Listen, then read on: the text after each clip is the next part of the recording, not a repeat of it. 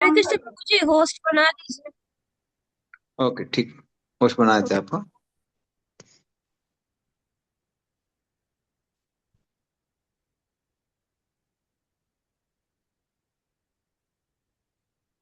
हम्म, अभी को होस्ट हो गया माता जी, अभी आप शेयर कर सकते हैं।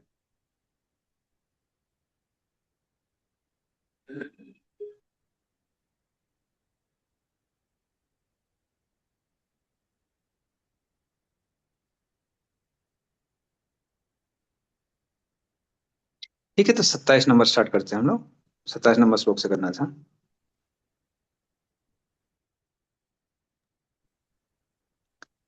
सर्वाणीन्द्रिय कर्माणि प्राण कर्माणि चापरे आत्मसंयम योगाग्नो जुह्वति ज्ञान दीपिते। पढ़े इसका अर्थ और तात्पर्य। राजेश प्रभु पढ़ सकते हैं। यस प्रभु, पढ़ सकते हैं।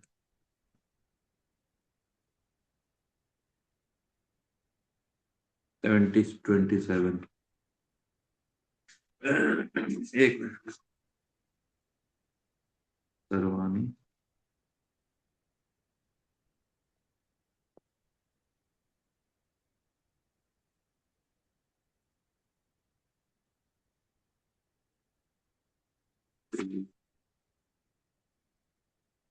सर्वाणी, हरे कृष्णा। दूसरे जो मन तथा इंद्रियों को वश में करके आत्म साक्षात्कार करना चाहते हैं, संपूर्ण इंद्रियों तथा प्राण वायु के कार्यों को संयमित मन रूपी अग्नि में आहुति कर देते हैं। तात्पर्य, यहाँ पर पतंजलि द्वारा सूत्रबद्ध योग पद्धति का निर्देश है। पतंजलि कृत योग सूत्र में आत्मा को प्रत्यगात्मा तथा प्रागात्मा कहा गया है। जब तक जीवात्मा इंद्रिय भोग में आसक्त रहता है, जब तक वह प्रगात्मा कहलाता है, और ज्यों ही वह इंद्रिय भोग से विरक्त हो जाता है तो प्रत्यगात्मा कहलाने लगता है। प्रत्यगात्मा कहलाने, जीवात्मा के शरीर में 10 प्रकार के वायु कार्यशील रहते हैं और इसे श्वास प्रक्रिया प्राणायाम द्वारा जाना जाता है। पतंजलि की योग पद्धति बताती है कि किस तरह शरीर के वायु के कार्यों का तकनीकी उपाय से नियंत्रित किया जाए, जिससे अनंत वायु के सभी आंतरिक कार्य आत्मा को भौतिक आसक्ति से शुद्ध करने में सहायक बन जाए। इस योग पद्धति के अनुसार प्रत्यगात्मा की चरम उद्देश्य है। यह प्रत्यगात्मा पदार्थ की क्रियाओं से प्राप्त की जाती है। इंद्रियां इंद्रियों विषयों के प्रतिक्रिया करती है, यथा कान सुनने के लिए, आंख देखने के लिए, नाक सूंघने के लिए, जीभ स्वाद के लिए तथा हाथ स्पर्श के लिए, और ये सब इंद्रियां मिलकर आत्मा से बाहर के कार्यों में लगी रहती। ये ही कार्य प्राण वायु के व्यापार क्रिया है। आपान वायु नीचे की ओर जाती है, व्यान वायु से संकोच तथा प्रसार होता है, समान वायु में संतुलन बना रहता है और उदान वायु ऊपर की ओर जाती है। और जब मनुष्य प्रबुद्ध हो जाता है तो वह इन सभी वायुओं को आत्मा साक्षात्कार की खोज में लगाता है। हरे कृष्ण। धन्यवाद। तो प्रोपात तात्पर्य में बता रहे हैं कि दो तरह की आत्मा होती है, पराग आत्मा और प्रत्यक आत्मा। पराग आत्मा कौन है? जो अभी इंद्रिय तृप्ति से आसक्त है, और जो इंद्रिय तृप्ति से अनासक्त हो जाता है उसको प्रत्यक आत्मा कहते हैं। तो ये दो तरह की आत्मा बताई हैं। इंद्रिय तृप्ति से जो आसक्त है उसको पराग आत्मा, जो मुक्त है उसको प्रत्यक आत्मा। अब वो बता रहे हैं कि ये भी जो अष्टांग योगी, ये भी एक तरह का यज्ञ है। क्योंकि अष्टांग योगी क्या करते हैं, 10 जो हमारे इंद्रियां हैं, 5 ज्ञान इंद्रियां हैं, 5 कर्म इंद्रियां हैं। हम्म। तो 5 ज्ञान इंद्रिय कौन कौन सी हैं? कौन बताएगा 5 ज्ञान इंद्रिय? चोक आंख, ना चोक, नाक, नाक कान, कान। त्वचा, जीभ। हम्म। चौक, ठीक है। नाक, कान, त्वचा। ठीक है, तो ये 5 हो गए हमारे ज्ञानेंद्रिय, जैसे हम लोग ज्ञान हासिल करते हैं बाहर की दुनिया के बारे में। और 5 कर्मेंद्रिय होती हैं जो हमको कार्य करने में हेल्प करती है। 5 कर्मेंद्रिय कौन कौन सी हैं? हाथ पाँव कान बुद्धि अहंकार। जीवा हम्म, ज्ञानेंद्रियां। हाथ पैर वाणी और मलमूत्र त्यागने वाले जो 2 द्वार होते हैं, उनसे हम क्रियाएं करते हैं, तो उससे शरीर के जो वेस्ट है वो निकालते हैं। तो इस तरह से ये क्या हुई हमारी, ये हुई कर्मेंद्रियां। तो ये जो 10 कर्मेंद्रियां हैं, इनको नियंत्रण, इनका जो नियंत्रण होता है वो किससे होता है? वो 10 तरह की वायु से होता है। तो प्राण अपान व्यान उदान समान, हम्म, फिर आ, कृकर धनंजय इत्यादि, ऐसे करके 10 वायु होती है। हाँ, एक मिनट इसका बताता हूँ मैं आपको। और इनके सबके क्या होते हैं, हर वायु के अलग अलग फंक्शंस होते हैं 10 वायुओं के। तो जैसे प्राण वायु जो है, प्राण वायु होती है सीने के क्षेत्र में, चेस्ट। इसका काम क्या होता है? सांस लेने में मदद करना, बोलने में मदद करना, ये काम होता है प्राण वायु का। तो ये पहली वायु है। फिर दूसरी वायु है अपान वायु। ये होती है नाभि के नीचे, इसका जो स्थिति है वो नाभि के नीचे है। और ये मलमूत्र त्यागने में मदद करती है। हम्म। और जो मलमूत्र त्यागने वाले जो स्थान है, उनको शक्ति प्रदान करती है अपान वायु। तीसरी है हमारी समान वायु। समान वायु होती है नाभि की जगह पे, उसको सोलर प्लेक्सस भी कहते हैं, वहां पर रहती है। ये किसमें मदद करती है? समान वायु मदद करती है भोजन को पचाने में। जो भोजन पच गया है उसके तत्वों को इकट्ठा करने में, ये समान वायु का काम है। उसी तरह से होती है उदान वायु। उदन वायु होती है सर की तरफ, सर में उदान वायु होती है। ये किसमें मदद करती है? ये चीजों को निगलने में मदद करती है, शरीर को के मूवमेंट्स में हेल्प करती है, और हमको सीधा बैठने में भी हेल्प करती है उदान वायु। फिर होती है व्यान वायु। व्यान वायु पूरे शरीर में होती है, एंटायर बॉडी, पूरे शरीर में होती है व्यान वायु। और ये किसमें मदद करती है? ब्लड सर्कुलेशन में मदद करती है। और बाकी जो एक्टिविटीज हैं उनको प्राण वायु से कोऑर्डिनेट कराने में हेल्प करती है। ये है व्यान वायु। तो ये 5 मुख्य हैं, उसका 5 और है। फिर है नाग। तो नाग देखो जो तो वायु दिए है वो पापा हेल्प बनाने। करती है।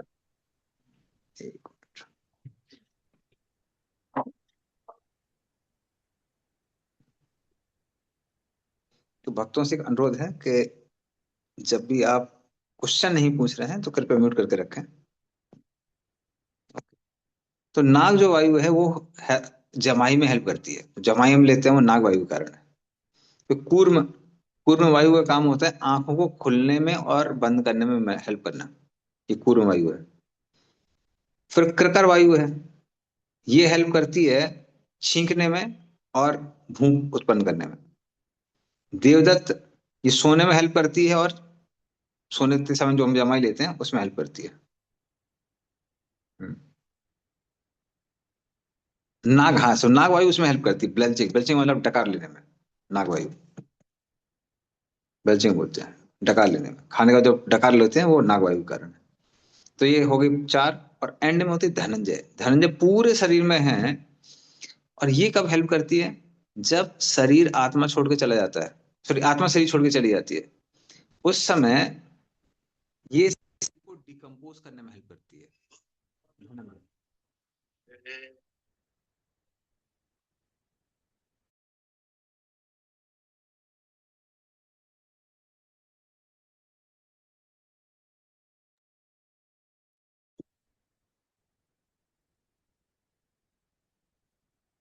हरे कृष्णा, आवाज आ रही है मेरी? ये प्रभु आ रही है। ओके, ठीक है, ठीक। तो धनंजय वायु जो है, धनंजय वायु हेल्प करती है बॉडी को डिटोरिएट करने में।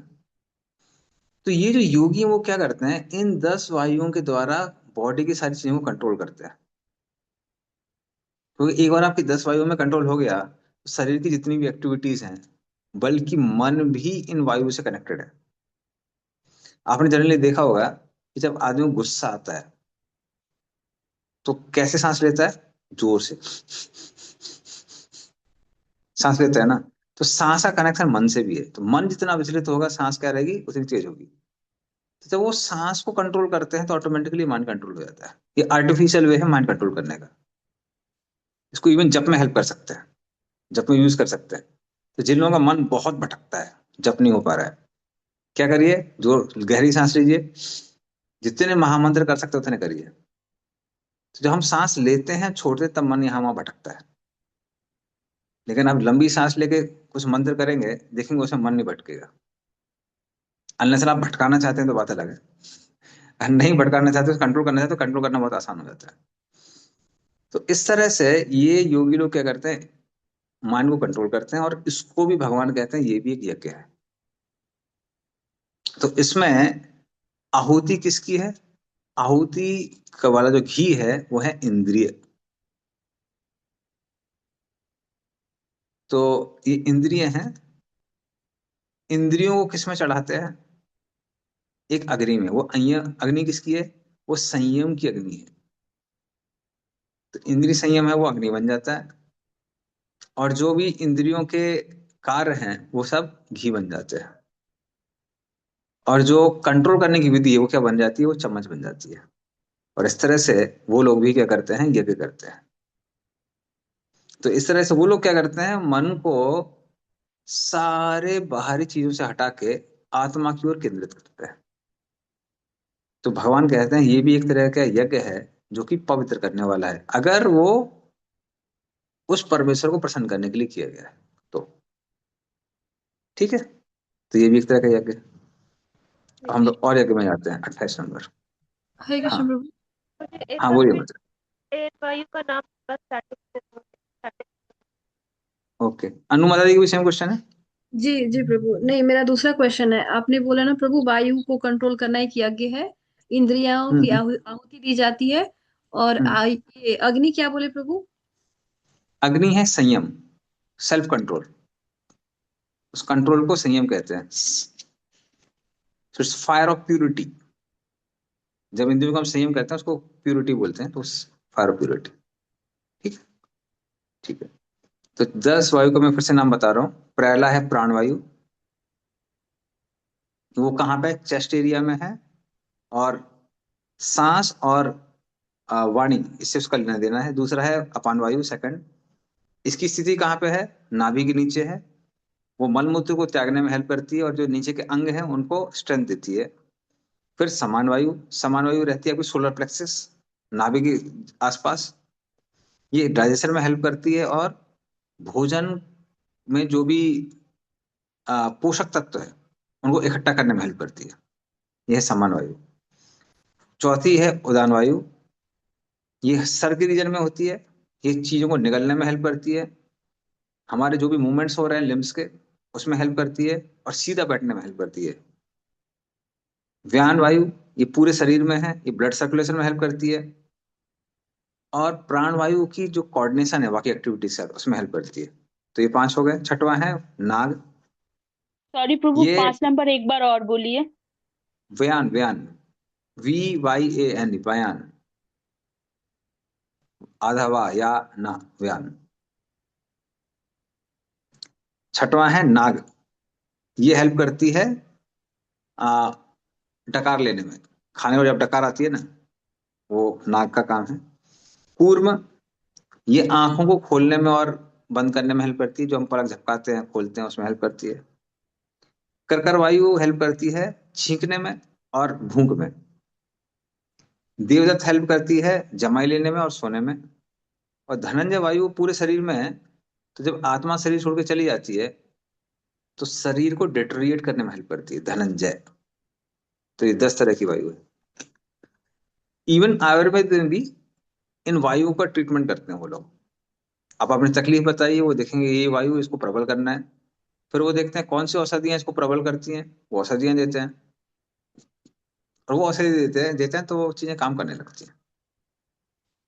इसलिए योग और आयुर्वेदा मतलब ये बहुत पावरफुल है, प्रोवाइडेड आपको अगर सही आदमी मिल जाए, तो सही व्यक्ति मिल जाए। ठीक है, हो गया। ओके, हरे कृष्ण। चलिए 28 नंबर पे आते हैं। द्रव्य यज्ञ, तपो यज्ञ, योगे यज्ञस्तथा परे, स्वाध्याय ज्ञान यज्ञश्च यतया संसिता वृतः। पढ़िए इसका अर्थ और तात्पर्य। ओके, अनुमति राज ऊपर से ना, एक एक करके अनुमति पढ़िए। हरे कृष्ण प्रभु जी। कठोर व्रत अंगीकार करके कुछ लोग अपनी संपत्ति का त्याग करके, कुछ कठिन तपस्या द्वारा, कुछ अष्टांग योग पद्धति के अभ्यास द्वारा, अथवा दिव्य ज्ञान में उन्नति करने के लिए वेदों के अध्ययन द्वारा प्रबुद्ध बनते हैं। तात्पर्य, इन यज्ञों के कई वर्ग किए जा सकते हैं। बहुत से लोग विविध प्रकार के दान पुण्य द्वारा अपनी संपत्ति का यजन करते हैं।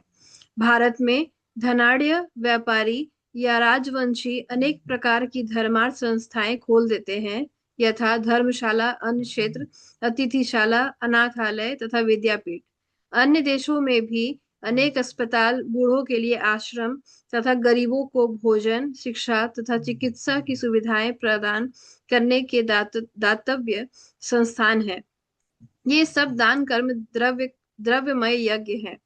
अन्य लोग जीवन में उन्नति करने तथा उच्च लोकों में जाने के लिए चंद्रायन तथा चातुर्मास जैसे विविध तप करते हैं। इन विधियों के अंतर्गत कतिपय कठोर नियमों के अधीन कठिन व्रत करने होते हैं। उदाहरणार्थ, चातुर्मास्य व्रत रखने वाला वर्ष के 4 मासों में जुलाई से अक्टूबर तक बाल नहीं कटाता, न ही कतिपय खाद्य वस्तु खाता है, और न दिन में 2 बार खाता है, न निवास स्थान छोड़कर कहीं जाता है। जीवन के सुखों का ऐसा परित्याग तपोमय यज्ञ कहलाता है। कुछ लोग ऐसे भी हैं जो अनेक योग पद्धतियों का अनुसरण करते हैं तथा पतंजलि पद्धति, ब्रह्म में तदाकार होने के लिए, अथवा हठ योग या अष्टांग योग विशेष सिद्धियों के लिए। कुछ लोग समस्त तीर्थ स्थानों की यात्रा करते हैं। ये सारे अनुष्ठान योग यज्ञ कहलाते हैं, जो भौतिक जगत में किसी सिद्धि विशेष के लिए किए जाते हैं। कुछ लोग ऐसे हैं जो विभिन्न वैदिक साहित्य यथा उपनिषद तथा वेदांत सूत्र या सांख्य दर्शन के अध्ययन में अपना ध्यान लगाते हैं। इसे स्वाध्याय यज्ञ कहा जाता है। ये सारे योगी विभिन्न प्रकार के यज्ञों में लगे रहते हैं और उच्च जीवन की तलाश में रहते हैं, किंतु कृष्ण भावनामृत इससे पृथक है, क्योंकि यह परमेश्वर की प्रत्यक्ष सेवा है। इसे इसे इसे उपर्युक्त किसी भी यज्ञ से प्राप्त नहीं किया जा सकता, अपितु भगवान तथा उनके प्रामाणिक भक्तों की कृपा से ही प्राप्त किया जा सकता है। फलतः कृष्ण भावनामृत दिव्य है। हरि बोल। धन्यवाद। तो कुछ लोग कौन से यज्ञ करते हैं? द्रव्य यज्ञ। और द्रव्य यज्ञ में क्या करते हैं वो लोग? जैसे प्रभुपाद ने लिखा है, धर्मशाला खुलवाना, अन्न क्षेत्र, अतिथिशाला, अनाथालय, विद्यापीठ इत्यादि। तो इन सब जगहों में अलग अलग चीजें चैरिटी में दी जाती है। हम्म। तो ये भी द्रव्य यज्ञ कहते हैं, क्योंकि इसमें भी व्यक्ति क्या कर रहा है, जैसे यज्ञ में व्यक्ति घी बहुत महंगा आता है, उसको अग्नि में डाल रहा है, उसी तरह यहाँ पर भी लोग सेक्रीफाइस कर रहे हैं कुछ ना कुछ। तो ये सारे के सारे यज्ञ कौन से कहलाते हैं? द्रव्य यज्ञ कहलाते हैं। फिर कुछ लोग हैं जो तो तपो यज्ञ करते हैं, तपस्या करते हैं, चंद्रायन इत्यादि व्रत करते हैं। जैसे प्रभुपाद ने बताया चतुर्मास, जो चतुर्मास करते हैं, बाल नहीं कटवाते हैं, एक स्थान पर रहते हैं, एक टाइम खाते हैं। हम्म। तो ये भी एक यज्ञ है। फिर योग यज्ञ है, कुछ लोग अष्टांग योग इत्यादि करते हैं, वो भी यज्ञ है। फिर कुछ लोग स्वाध्याय यज्ञ करते हैं, वेदों का पठन करते हैं नियम के साथ। इसके लोग बोलते हैं ना कि ठीक है, अभी हम लोग अथर्ववेद का एक अध्याय डेली पढ़ेंगे। और भक्त लोग क्या करते हैं, कई बार वो भी इस तरह कुछ भाव लेते हैं, कि डेली हम भगवत गीता के चैप्टर पढ़ेंगे। तो ये सब के सब ये क्या कहलाते हैं? स्वाध्याय यज्ञ। और ये सारे के सारे यज्ञ जो है वो शुद्ध करने वाले हैं। चलिए नेक्स्ट में चलते हैं, 29 नंबर।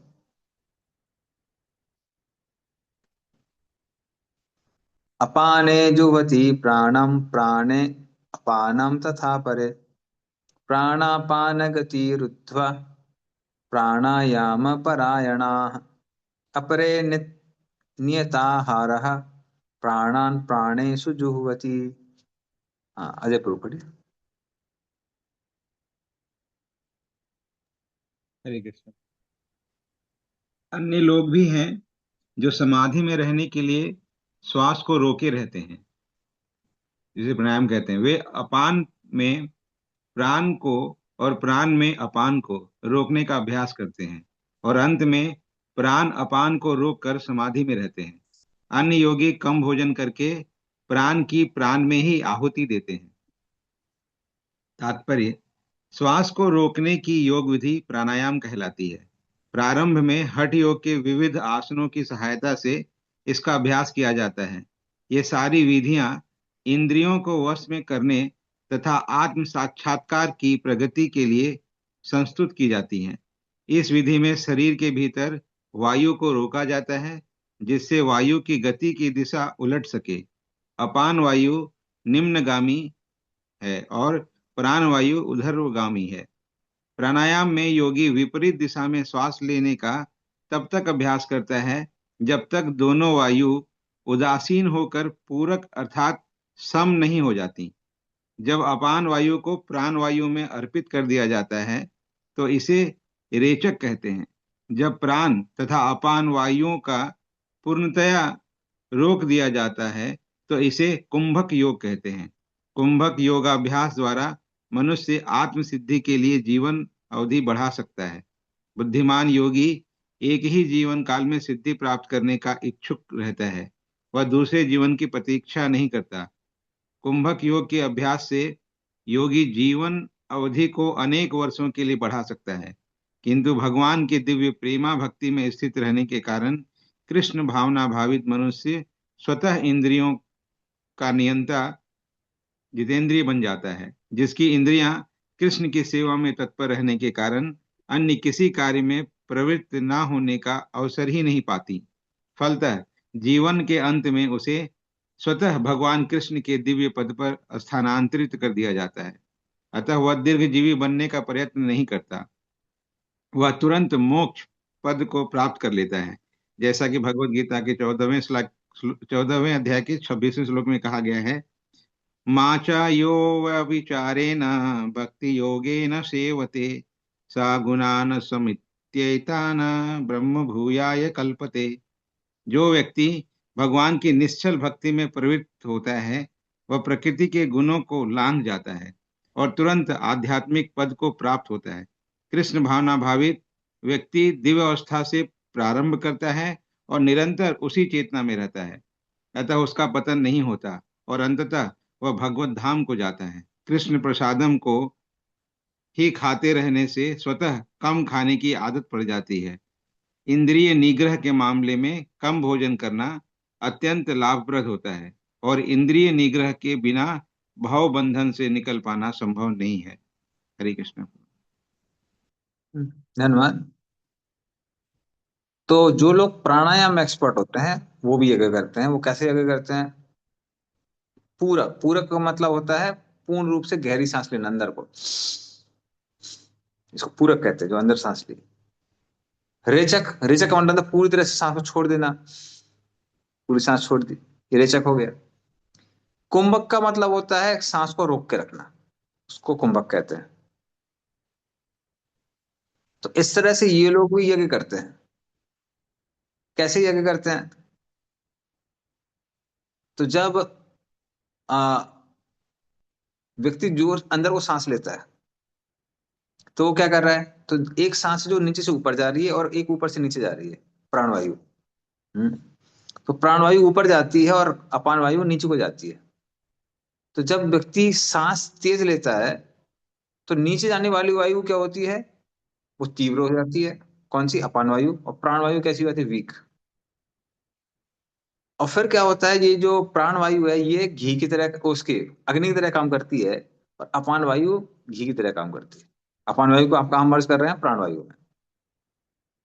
जब रेचक करता है, सांस छोड़ता है, तो ऊपर वाली वायु कैसी होती है? तेज। नीचे वाली स्लो। तो ऊपर वाली जो वायु वो किस तरह काम करती है? वो घी की तरह काम करती है। और जो नीचे जाने वाली अपान वायु है वो अग्नि की तरह काम करती है।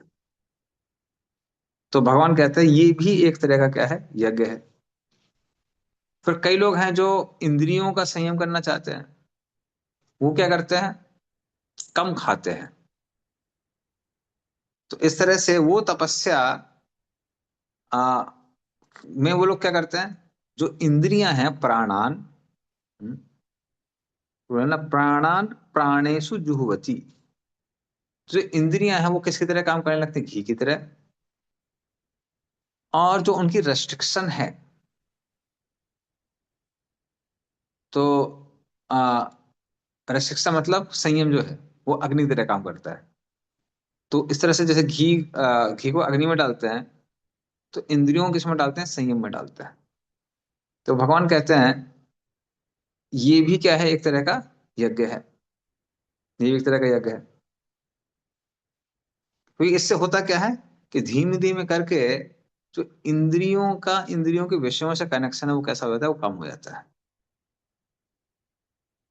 वो कम हो जाता है। तो इंद्रियां भी ट्रेंड होती है। आप इंद्रियों को जिस तरफ ऑब्जर्व करने के लिए बोलेंगे वो इंद्रियां वहीं देखेंगी। हम्म। जैसे अगर मतलब कोई ऑफिस में बैठा हुआ है और बाहर कीर्तन चल रहा है, तो जिसकी कान ट्रेंड है उसका कान कहाँ जाएगा? कीर्तन की तरफ जाएगा। लेकिन कोई भागवतम क्लास में बैठा हुआ है और दूर में कहीं फिल्मी गाना चल रहा है, तो कई बार भागवतम क्लास में सुनाई देती है, फिल्मी गाना सुनाई देता है, तो कान वहां ट्रेंड है। तो जैसे इंद्रियों को ट्रेन करेंगे, इंद्रिया वैसे ट्रेन हो जाती है। तो ये भी क्या है? ये भी अलग अलग यज्ञ है। और हालांकि प्रभुपाद ने पहले से ही वो दे दिया है, क्या बोलते हैं, कंक्लूजन। माम च विचारेण भक्ति हुए न सेवते सागुणं समतीतेतन ब्रह्म भूय कल्पते। अगर कोई भक्ति कर रहा है भगवान की, अब विचार मतलब शुद्ध भक्ति कर रहा है, तो वो वैसे भी ब्रह्म के स्तर पे पहुंच जाता है, उसको अलग से कुछ करने की आवश्यकता नहीं। ओके, तो इस तरह से अलग अलग यज्ञ है। अब भगवान कंक्लूड करते हैं श्लोक नंबर 30 में। सर्वेपि एते यज्ञविदो यज्ञ शपित कल्मषाः यज्ञ शिष्टामृत भुजो यान्ति ब्रह्म सनातनम। पढ़िए इसका अर्थ और तात्पर्य।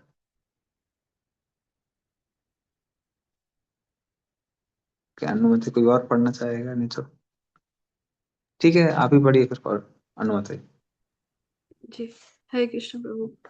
ये सभी यज्ञ करने वाले यज्ञों का अर्थ जानने के कारण पाप कर्मों से मुक्त हो जाते हैं और यज्ञों के फल रूपी अमृत को चखकर परम दिव्य आकाश की ओर बढ़ते जाते हैं। तात्पर्य: विभिन्न प्रकार के यज्ञों यथा द्रव्य यज्ञ, स्वाध्याय यज्ञ तथा योग यज्ञ की उपर्युक्त व्याख्या से यह देखा जाता है कि इन सब का एक ही उद्देश्य है और वह है इंद्रियों का निग्रह। इंद्रिय तृप्ति ही भौतिक अस्तित्व का मूल कारण है। अतः जब तक इंद्रिय तृप्ति से भिन्न धरातल पर स्थित न हुआ जाए, तब तक सच्चिदानंद के नित्य धरातल तक उठ पाना संभव नहीं है। यह धरातल नित्य आकाश या ब्रह्म आकाश में है। उपर्युक्त सारे यज्ञों से संसार के पाप कर्मों से विमल हुआ जा सकता है। जीवन में इस प्रगति से मनुष्य न केवल सुखी और ऐश्वर्यवान बनता है, अपितु अंत में वह निराकार ब्रह्म के साथ तदात्मय के द्वारा या श्री भगवान कृष्ण की संगति प्राप्त करके भगवान को के शाश्वत धाम को प्राप्त करता है। हरे कृष्ण। धन्यवाद। तो यज्ञ विदहा, जो अभी तक अलग अलग यज्ञ बताए हैं, उनका उनके दो रिजल्ट होते हैं। एक तो प्राइमरी रिजल्ट है मेन रिजल्ट क्या है? ब्रह्म की प्राप्ति, परमात्मा की प्राप्ति, या भगवान की प्राप्ति। तो ये तीनों के तीनों क्या है? मेन रिजल्ट है जो भक्तों को प्राप्त होते हैं। और सेकेंडरी रिजल्ट क्या है? इंद्रिय तृप्ति भी इन सब लोगों को मिल ही जाती है अलग से। भाई भले ही कोई ज्ञान योगी हो, कर्म योगी हो, अष्टांग योगी हो या भक्त हो, उसको अलग से कुछ उसके लिए एफर्ट नहीं डालना पड़ता है। तो इसलिए अगर कोई व्यक्ति यज्ञ कर रहा है तो उसको दोनों मिलती चीजें मिलती है।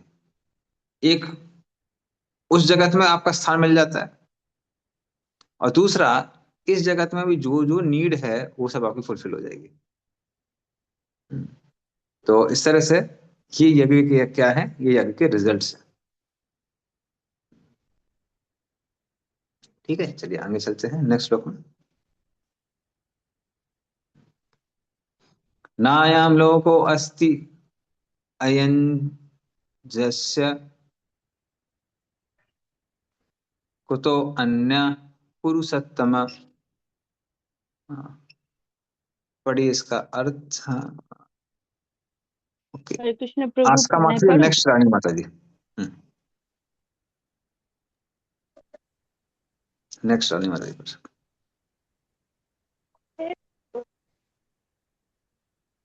हे हे हे, जब यज्ञ के बिना मनुष्य लोक में बस नहीं मतलब उसमें माइक को मुंह में रखेंगे क्या, मुंह के पास? कुछ सुनाई नहीं आवाज पड़ रहा है। आवाज नहीं आ रहा है। हाँ। किया रहा। आप माइक को खोल के स्पीकर पे आ जाइए। अभी आ रहा है? हाँ, अभी हाँ, क्लियर। एकदम साफ आ रही है, एकदम क्लियर आ रही है। हाँ, हे क्रूशस, जब यज्ञ के बिना मनुष्य इस श्लोक में या इस जीवन में ही सुखपूर्वक नहीं रह सकता तो फिर अगले जन्म में कैसे रह सकेगा? तात्पर्य, मनुष्य इस श्लोक में चाहे जिस रूप में रहे वह अपने स्वरूप से अनभिज्ञ रहता है। दूसरे शब्दों में भौतिक जगत में हमारा अस्तित्व हमारे पाप पूर्ण जीवन के बहुगुणित गुणित फलों के कारण है। अज्ञान अज्ञान ही पाप पूर्ण जीवन का कारण है और पापपूर्ण जीवन ही इस भौतिक जगत में अस्तित्व का कारण है। मनुष्य जीवन जीवन ही वह द्वार है जिससे होकर इस बंधन से बाहर निकला जा सकता है। अतः वेद हमें धर्म, अर्थ, काम तथा मोक्ष का मार्ग दिखलाकर बाहर निकलने का अवसर प्रदान करते हैं। धर्म या ऊपर संस्तुत अनेक प्रकार के यज्ञ हमारी आर्थिक समस्याओं को स्वतः हल कर देते हैं। जनसंख्या में वृद्धि होने पर भी यज्ञ संपन्न करने से हमें प्रचुर भोजन, प्रचुर दूध इत्यादि मिलता है। जब शरीर की आवश्यकता पूर्ण होती है तो इंद्रियों को तुष्ट करने की बारी आती है। अतः वेदों में नियमित इंद्र तृप्ति के लिए पवित्र विवाह का विधान।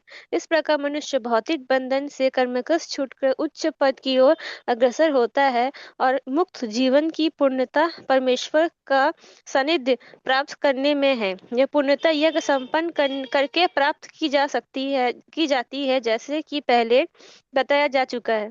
फिर भी यदि कोई व्यक्ति वेदों के अनुसार यज्ञ करने के लिए तत्पर नहीं होता तो वह इस शरीर में सुखी जीवन की कैसे आशा कर सकता है? फिर दूसरे लोक में दूसरे शरीर से सुखी जीवन की आशा तो व्यर्थ ही है। विभिन्न स्वर्गों में भिन्न भिन्न प्रकार की जीवन सुविधाएं हैं और जो लोग यज्ञ करने में लगे हैं उनके लिए तो सर्वत्र परम सुख मिलता है, किंतु सर्वश्रेष्ठ सुख वह है जिससे मनुष्य कृष्ण भावनामृत के अभ्यास द्वारा वैकुंठ जाकर प्राप्त करता है। अतः कृष्ण भावना भावित जीवन ही इस भौतिक जगत की समस्त समस्याओं का एकमात्र हल है। हरे कृष्ण। दंडवत। धन्यवाद।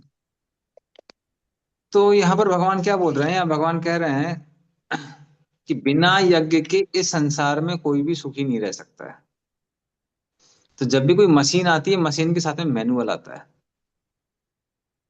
मैनुअल क्या बताता है कि इस मशीन का उपयोग कैसे करना है, ये मैनुअल का काम है।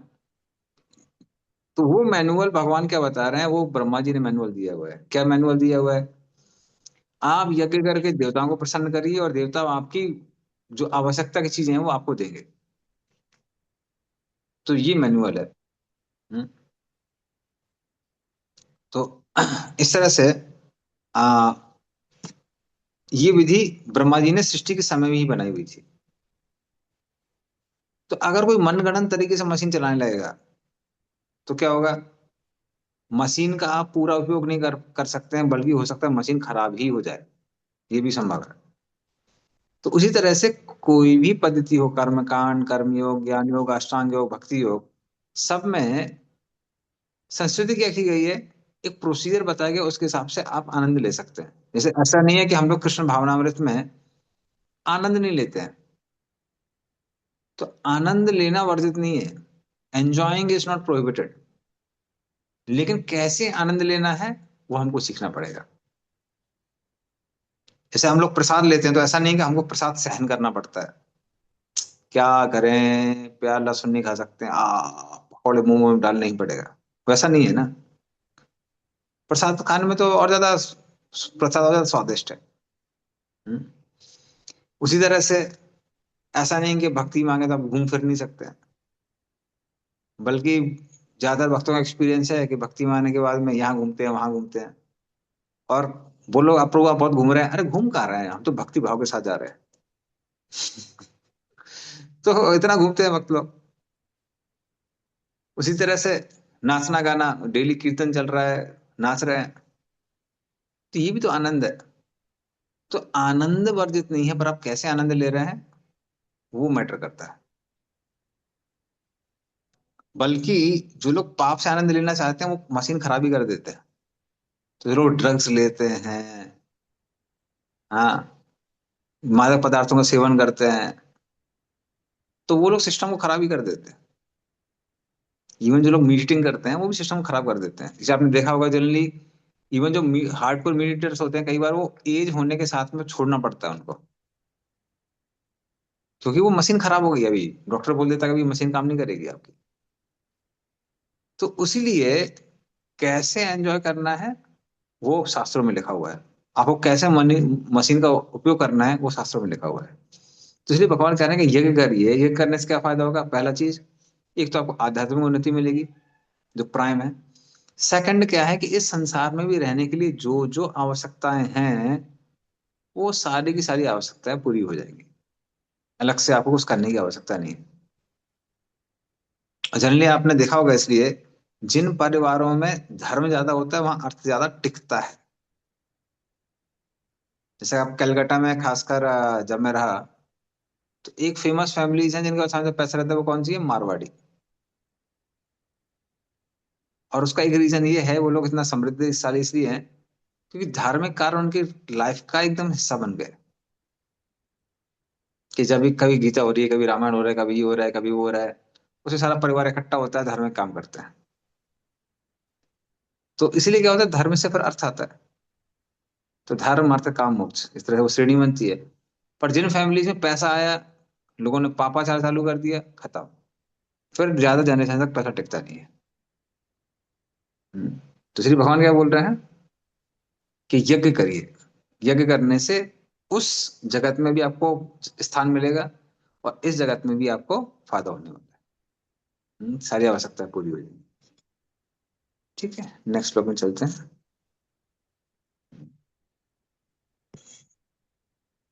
एवं बहुविधा यज्ञा वितता ब्रह्मणो मुखे, कर्मजान विदितान सर्वान एवं ज्ञात्वा विमुक्षसे। वो रानी माती पढ़ने वाली, पढ़िए रानी माती, अर्थात पाठ। जी प्रभु जी, हरे कृष्ण प्रभु। ये विभिन्न प्रकार के यज्ञ वेद सम्मत हैं और ये सभी विभिन्न प्रकार के कर्मों से उत्पन्न हैं। इन्हें इस रूप में जानने पर तुम मुक्त हो जाओगे। तात्पर्य, जैसा कि पहले बताया जा चुका है, वेदों में कर्ता भेद के अनुसार विभिन्न प्रकार के यज्ञों का उल्लेख है। क्योंकि लोग देहात्म बुद्धि में लीन हैं, अतः इन यज्ञों की व्यवस्था इस प्रकार की गई है कि मनुष्य उन्हें अपने शरीर, मन तथा बुद्धि के अनुसार संपन्न कर सके। किंतु देह से मुक्त होने के लिए ही इन सब का विधान है। इसी की पुष्टि यहाँ पर भगवान ने अपने श्री मुख से की है। श्री कृष्ण प्रभु। धन्यवाद। तो एवं बहुविधा यज्ञ, तो इस तरह के बहुविधा मतलब बहुत तरह के यज्ञ हैं। विदिता ब्राह्मणों मुखे, ये वेदों के मुख में सब जगह लिखे हुए हैं। मतलब वेदों में बहुत सारे यज्ञ लिखे हुए हैं, एक दो नहीं, बहुत सारे लिखे हुए हैं। और कर्म जान विद्धि तान सर्वान, इनको हम संपन्न कैसे कर सकते हैं? अलग अलग कर्मों, अलग अलग रूल्स हैं उनके, जिनके द्वारा हम उनको कर सकते हैं। और एवं क्या होता है मुख्य से, जो इसको जान जाता है और उसको फॉलो करता है, उसको इस संसार से धीमे धीमे करके मुक्ति प्राप्त होने लगती है। ये उसका लाभ है। तो इसलिए भगवान यहाँ पे बोल रहे हैं, इसलिए क्या करना चाहिए, यज्ञ करना चाहिए। जैसे हम लोग जप यज्ञ करते हैं, हरि नाम संकीर्तन यज्ञ करते हैं, ये सब यज्ञ है। ठीक है, चलिए अगले श्लोक में चलते हैं। 33। श्रेयान् द्रव्यमयात् यज्ञाच् ज्ञान यज्ञ परन्तप सर्वं कर्माखिलं पार्थ ज्ञाने परिसमाप्यते। हरे कृष्ण प्रभु, मैं पढ़ूं? हाँ पढ़िए। हे परंतप, द्रव्य यज्ञ से ज्ञान यज्ञ श्रेष्ठ है। हे पार्थ, अनंत गत्वा सारे कर्म यज्ञों का अवसान दिव्य ज्ञान में होता है। तात्पर्य, समस्त यज्ञों को यही एक प्रयोजन है कि जीव को पूर्ण ज्ञान प्राप्त हो, जिससे वो भौतिक कष्टों से छुटकारा पाकर अंत में परमेश्वर की दिव्य सेवा कर सके। तो भी इन सारे यज्ञों की विविध क्रियाओं में रहस्य भरा है, और मनुष्य को ये रहस्य जान लेना चाहिए। कभी कभी कर्ता की श्रद्धा के अनुसार यज्ञ विभिन्न रूप धारण कर लेते हैं। जब यज्ञकर्ता की शुद्ध दिव्य ज्ञान के स्तर तक पहुंच जाती है, तो उसे ज्ञान रहित द्रव्य यज्ञ करने वाले से श्रेष्ठ माना जाता है, क्योंकि ज्ञान के बिना यज्ञ भौतिक स्तर पर रह जाते हैं और इनके कोई आध्यात्मिक लाभ नहीं हो पाता। यथार्थ ज्ञान का अंत कृष्ण भावनामृत में होता है, जो दिव्य ज्ञान की सर्वोच्च अवस्था है। ज्ञान की उत्तर उत्पत्ति के बिना यज्ञ मात्र भौतिक कर्म बना रहता है, किंतु जब उसे दिव्य ज्ञान के स्तर तक पहुंचा दिया जाता है, तो ऐसे सारे कर्म आध्यात्मिक स्तर प्राप्त कर लेते हैं। चेतना भेद के अनुसार ऐसे यज्ञ कर्म कभी कभी कर्म कांड कहलाते हैं और कभी ज्ञान कांड। यज्ञ वही श्रेष्ठ है जिसका अंत ज्ञान में हो। हरे कृष्ण। धन्यवाद। तो यहाँ भगवान बता रहे हैं, कह रहे हैं ज्ञान यज्ञ द्रव्य यज्ञ से बेहतर है। मतलब जो उन्होंने भगवान ने 25 नंबर श्लोक में बताया है, इस 24 नंबर श्लोक से बेटर है।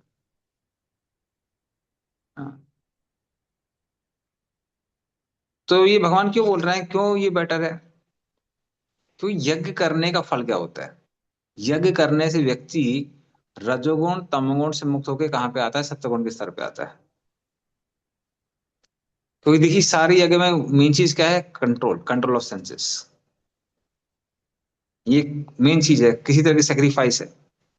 तो ये सारी चीजों से क्या होता है, व्यक्ति रजोगुण तमोगुण से उठ के सत्वगुण में आता है। सत्य गुण के स्तर पे व्यक्ति को दिव्य ज्ञान प्राप्त होता है। वो दिव्य ज्ञान क्या है कि मैं शरीर नहीं हूं, मैं आत्मा हूं। और जैसे ही ज्ञान प्राप्त होता है, अगली बार जब व्यक्ति सेम यज्ञ करेगा तो उसका ज्ञान ज्यादा होगा। जब वो ज्ञान ज्यादा होगा तो यज्ञ का फल भी ज्यादा होगा। यज्ञ का जब फल ज्यादा होगा तो व्यक्ति और ज्यादा सत्वगुण में आएगा। जब व्यक्ति और ज्यादा सत्वगुण में आएगा तो फिर दिव्य ज्ञान और बढ़ जाएगा। दिव्य ज्ञान और बढ़ेगा तो फिर वो और ज्ञान के साथ में अगली बार यज्ञ करेगा। तो ये जो साइकिल है, धीमे धीमे करके व्यक्ति को उस स्तर पे लेके आ जाती है जब व्यक्ति को ज्ञान हो जाता है कि मैं शरीर नहीं आत्मा हूं। तो ये हाईएस्ट रिजल्ट है किसका? नॉर्मल यज्ञ का। भक्ति में, यज्ञ में साक्षात्कार क्या मिल जाता है कि हम कृष्ण के नित्य शाश्वत सेवक है, जीवन स्वरूप है कृष्ण नित्यदास। और साधारण यज्ञ की मैं बात कर रहा हूं। तो उस तरह से भगवान क्या बोल रहे हैं, ज्ञान के साथ यज्ञ करना बेहतर है। और इसको हम लोग भक्ति में भी अप्लाई कर सकते हैं। वरना क्या होता है ना, 4 साल 5 साल बाद कुछ भक्तों को ऐसा लगने लगता है जैसे भक्ति स्टेगनेंट हो गई है, अगर हम इस ज्ञान को नहीं बढ़ा रहे हैं तो।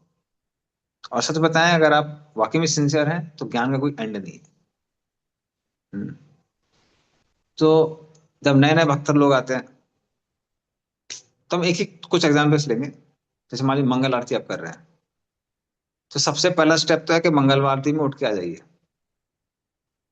खासकर हम लोग को अभी भी याद है जब हम लोग यूथ पिचिंग करते थे, तो कई बार बच्चों को सुबह सुबह साइकिल से जाते थे मॉर्निंग प्रोग्राम में लाने के लिए।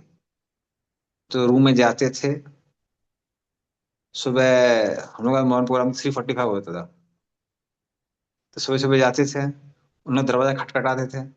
अब कोई लड़का पलक एक आंख खोल के खड़ा हुआ है, अरे भैया बड़ी नींद आ रही है, कोई बात नहीं आ जाओ। थोड़े नहाया नहीं, कोई बात नहीं आ जाओ। तो किसी तरह से उसको लेके आना है। तो आएगा, वो आरती अटेंड करेगा, हाँ, थोड़ा नाचेगा गाएगा प्रसाद देगा, तो धीमे धीमे उसका इंप्रूवमेंट होगा। कम से कम आज पड़ जाएगी क्या कि मंगल आरती में आना है।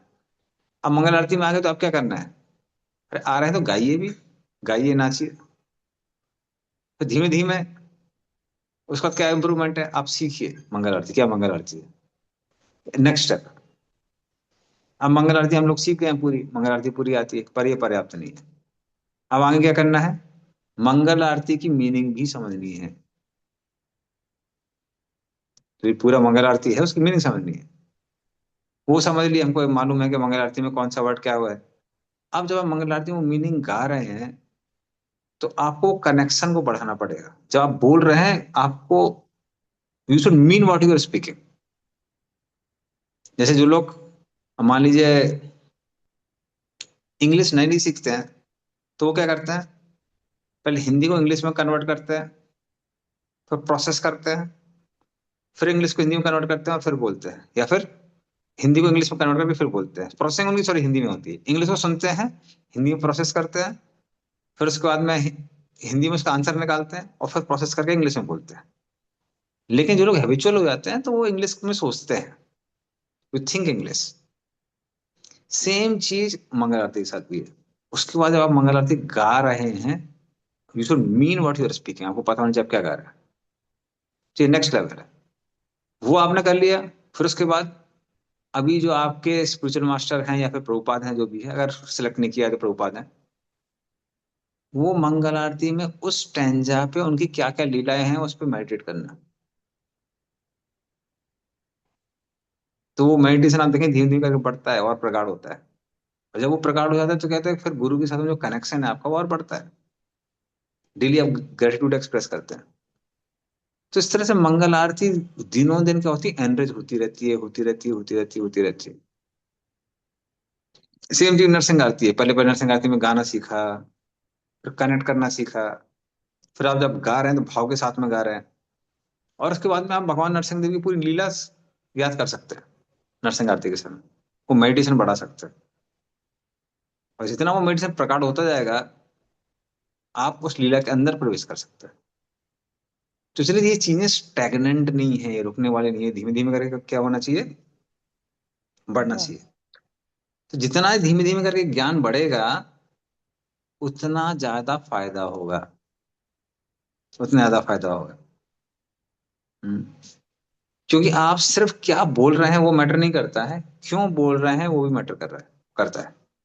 हम नॉर्मली हमने भी देखा होगा, आपने देखा होगा।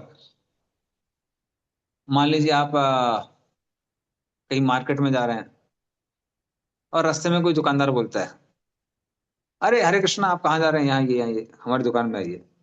अब वो हरे कृष्णा क्यों बोल रहा है, वो तो हरे कृष्ण नाम ले रहा है ना। क्यों नाम ले रहा है वो, क्यों नाम ले रहा है, बताएगा कोई क्यों नाम ले रहा है वो। उसको देखने से कृष्ण राधा कृष्ण का याद आता है तो। नहीं नहीं नहीं, वो नहीं, आप शुद्ध भक्त हैं, आप व्यापारी की तरह बात नहीं कर रहे हैं। He wants to attract the customer कि अरे भाई मैं हाँ, आपको उसको मालूम है ये हरे कृष्णा वाला है, इसको हरे कृष्णा बोलेगा तो हमारी दुकान में आके सामान खरीदेगा।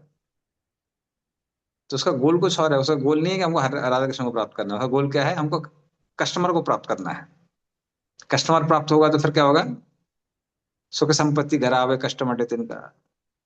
हम्म, तो इसलिए वो बुला रहा है, तो वो भी हरे कृष्णा बोल रहा है। कोई मजाक उड़ाने के लिए हरे कृष्णा बोलता है, उसका भावना कुछ और है।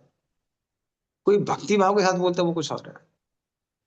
तो इसलिए सेम चीज सेम वर्ड आप किस ज्ञान के साथ बोल रहे हैं, किस भावना के साथ बोल रहे हैं, वो मैटर करता है। इसलिए भगवान क्या बोल रहे हैं, जो चीज ज्ञान के साथ बोली जाए उसका प्रभाव ज्यादा होता है। हालांकि हम लोग क्या बोलते हैं, दहे दे दो अथा न ला। हम्म, कि मान लीजिए कोई भी चीज आग के संपर्क में आती है जल जाती है, सही है। तो इसका मतलब क्या, मिनिमम बेनिफिट सबको होता है, किंतु जो चीज ज्ञान के साथ, जितनी ज्यादा ज्ञान के साथ की जाती है उसका उतना ज्यादा बेनिफिट होता है। चीजें सेम लेवल पे नहीं है, दे आर नॉट सेम। ठीक है, तो ये इंपॉर्टेंट है, और ये हम भक्ति में भी अप्लाई कर सकते हैं। तो जो भी चीज हम कर रहे हैं, जितना ज्यादा हम कॉन्शियसली करेंगे हमको उतना ज्यादा फायदा होगा। डेली हम लोग भोग बनाते हैं भगवान के लिए, जितना ज्यादा हम इस मेडिटेशन के साथ कर रहे हैं, करेंगे भोग बनाएंगे, कि हम राधा रानी को असिस्ट कर रहे हैं कृष्ण को प्रसन्न करने के लिए, उतना ज्यादा हमारा स्पिरिचुअल एडवांसमेंट होगा। जितना ज्यादा हम जीव को प्रसन्न करने के लिए करेंगे, वो इंद्रिय तृप्ति के स्तर पे ही रह जाएगा। उससे बेनिफिट होगा पर मिनिमम बेनिफिट, उससे ज्यादा बेनिफिट नहीं होगा। इसलिए सिर्फ क्रिया मैटर नहीं करती है, उसके पीछे जो भावना है, जो नॉलेज है, वो मैटर करती है। ठीक है, तो ये भगवान बता रहे हैं इंपॉर्टेंट चीज है भक्तों के लिए भी। ओके, आगे चलते हैं। तो जब अर्जुन ने सुनता, अरे वाह, यज्ञ की पद्धति तो बहुत इंपॉर्टेंट है, तो फिर अर्जुन पूछता है भगवान से, अगर हम यज्ञ के बारे में और जानना चाहते हैं कि कौन कौन तरह के यज्ञ हैं, कैसे उसको उसका प्रतिपादन करना चाहिए, एग्जीक्यूशन करना चाहिए, तो हम क्या करें।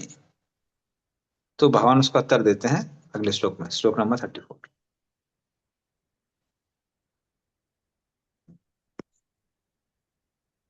तद्विधि प्रणिपातेन परिप्रश्नेन सेवया उपदेक्ष्यन्ति ते ज्ञानम ज्ञानिनस्तत्त्वदर्शिनः।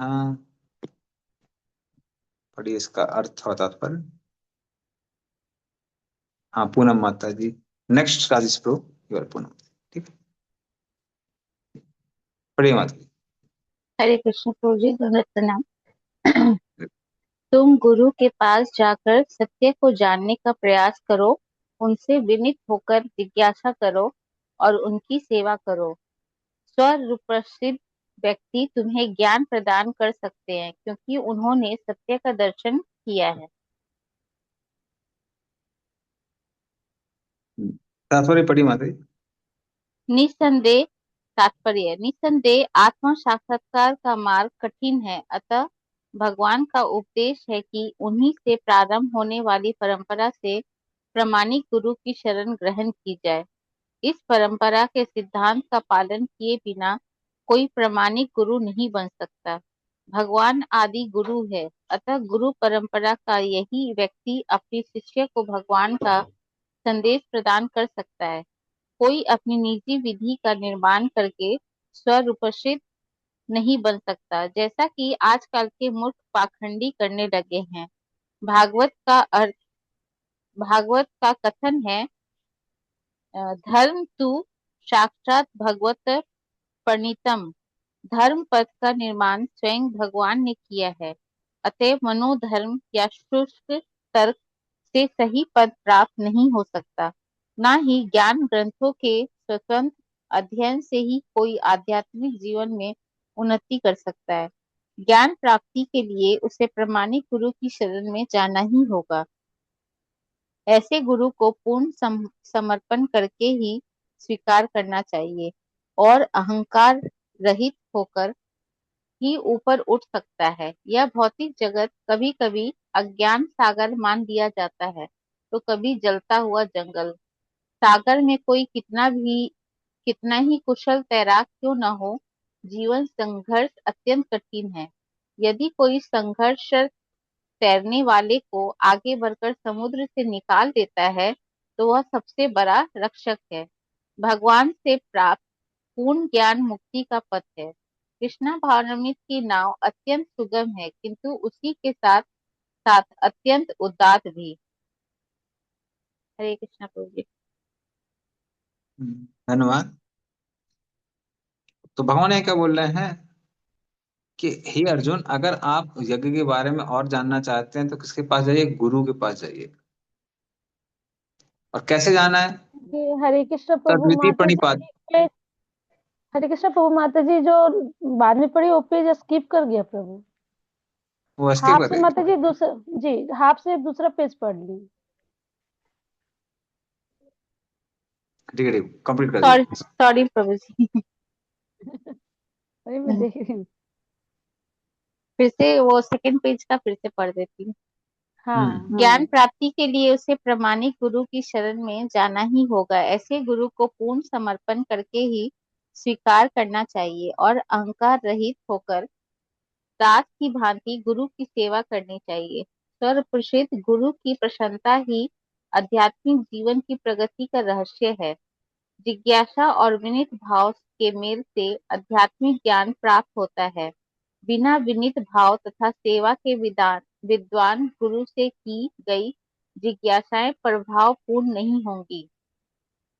शिष्य को गुरु परीक्षा में उत्तीर्ण होना चाहिए, और जब गुरु शिष्य में वास्तविक इच्छा देखता है तो स्वतः ही शिष्य को आध्यात्मिक ज्ञान का आशीर्वाद देता है। इस श्लोक में अंधानुगमन तथा निरर्थक जिज्ञासा इन दोनों की भर्त्सना की गई है। शिष्य न केवल गुरु से विनीत होकर सुने, अपितु विनीत भाव तथा सेवा और जिज्ञासा द्वारा गुरु से स्पष्ट ज्ञान प्राप्त करे।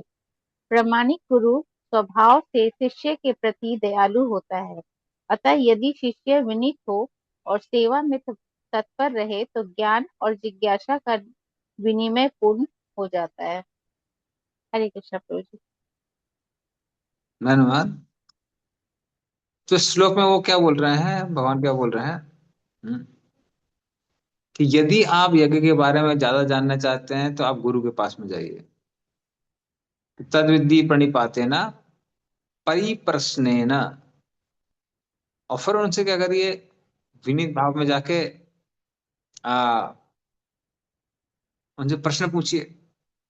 और उपदेश शांति ज्ञानम गायना तत्वदर्शना। तो जो ऐसे तत्वदर्शी हैं, उनको सत्य पता है, वो सत्य आपको बताएंगे। तो इसमें कुछ इंपॉर्टेंट चीजें हैं। पहली चीज क्या है कि जब कोई गुरु के पास में जा रहा है तो आपको जो भी गुरु के बारे में डाउट है वो पहले से डिसाइड कर लीजिए। मतलब खोज लीजिए कौन प्रमाणिक गुरु है, कौन नहीं है।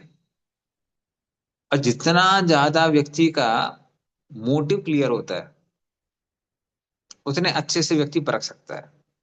जैसे अगर कोई व्यक्ति सरेंडर करने के लिए तैयार नहीं है तो वो किसके पास में जाता है?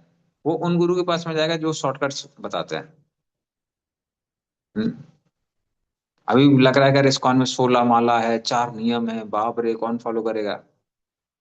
तो फिर लोग राधा कुंड चले जाते हैं। 6 महीने में भगवान के दर्शन कराने वाले हैं। बस 6 महीना लगेगा। तो वाह, 6 महीने में दर्शन करा देंगे, ज्यादा कुछ करना भी नहीं है। तो फिर वहीं भटक जाते हैं लोग।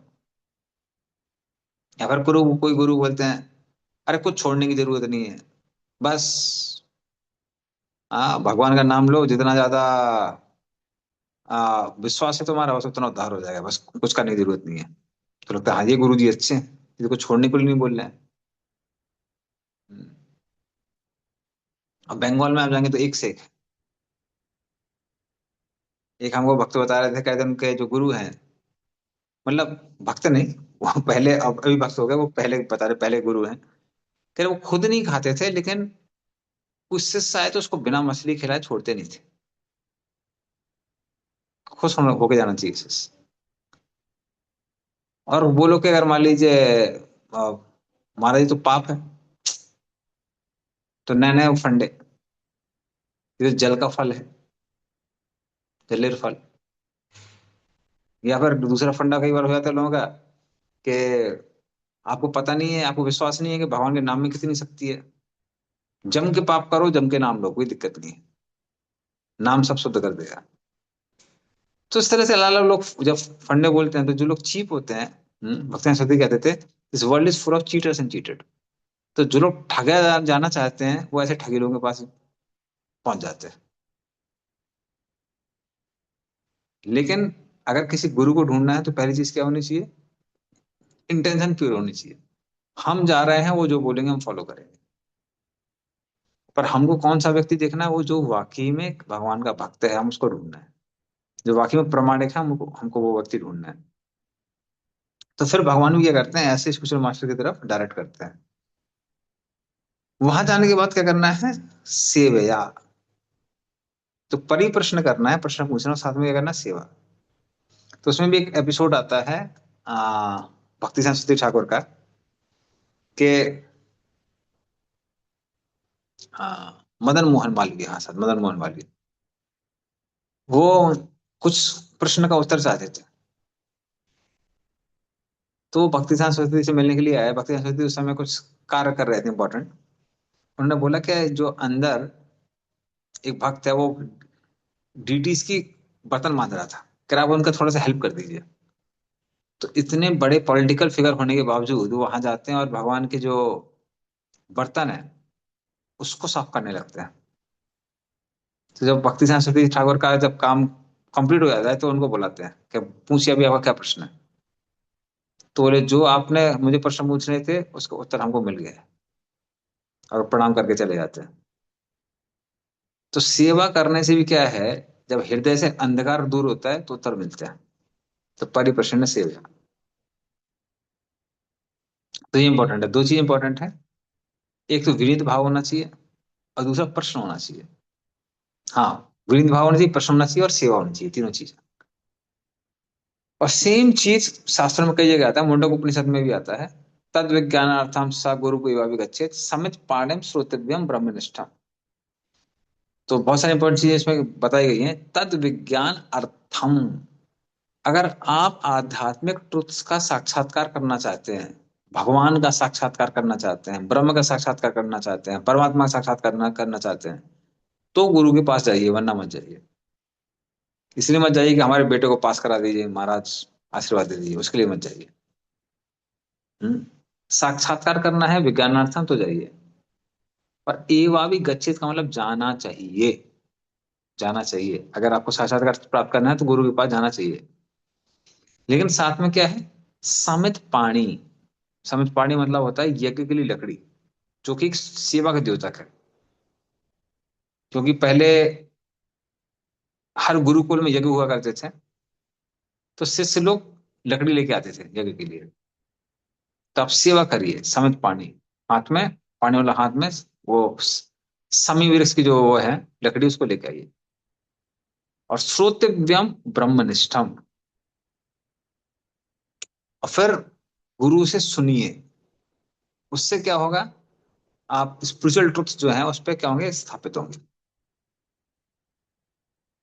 तो ये इंपॉर्टेंट अंग है। और भगवान कहते हैं कि आप इस तरह से अगर आप किसी गुरु के पास जाएंगे, प्रमाणिक गुरु के पास जाएंगे, तब आपको यज्ञों की जानकारी मिलेगी, और फिर आप यज्ञों को संपन्न कर सकते हैं। ठीक है, तो 14 नंबर है। आगे चलते हैं।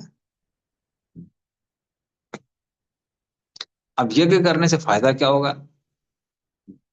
हम गुरु के पास में गए, यज्ञ किया, क्या फायदा हुआ? वो नेक्स्ट श्लोक में से, श्लोक नंबर 35।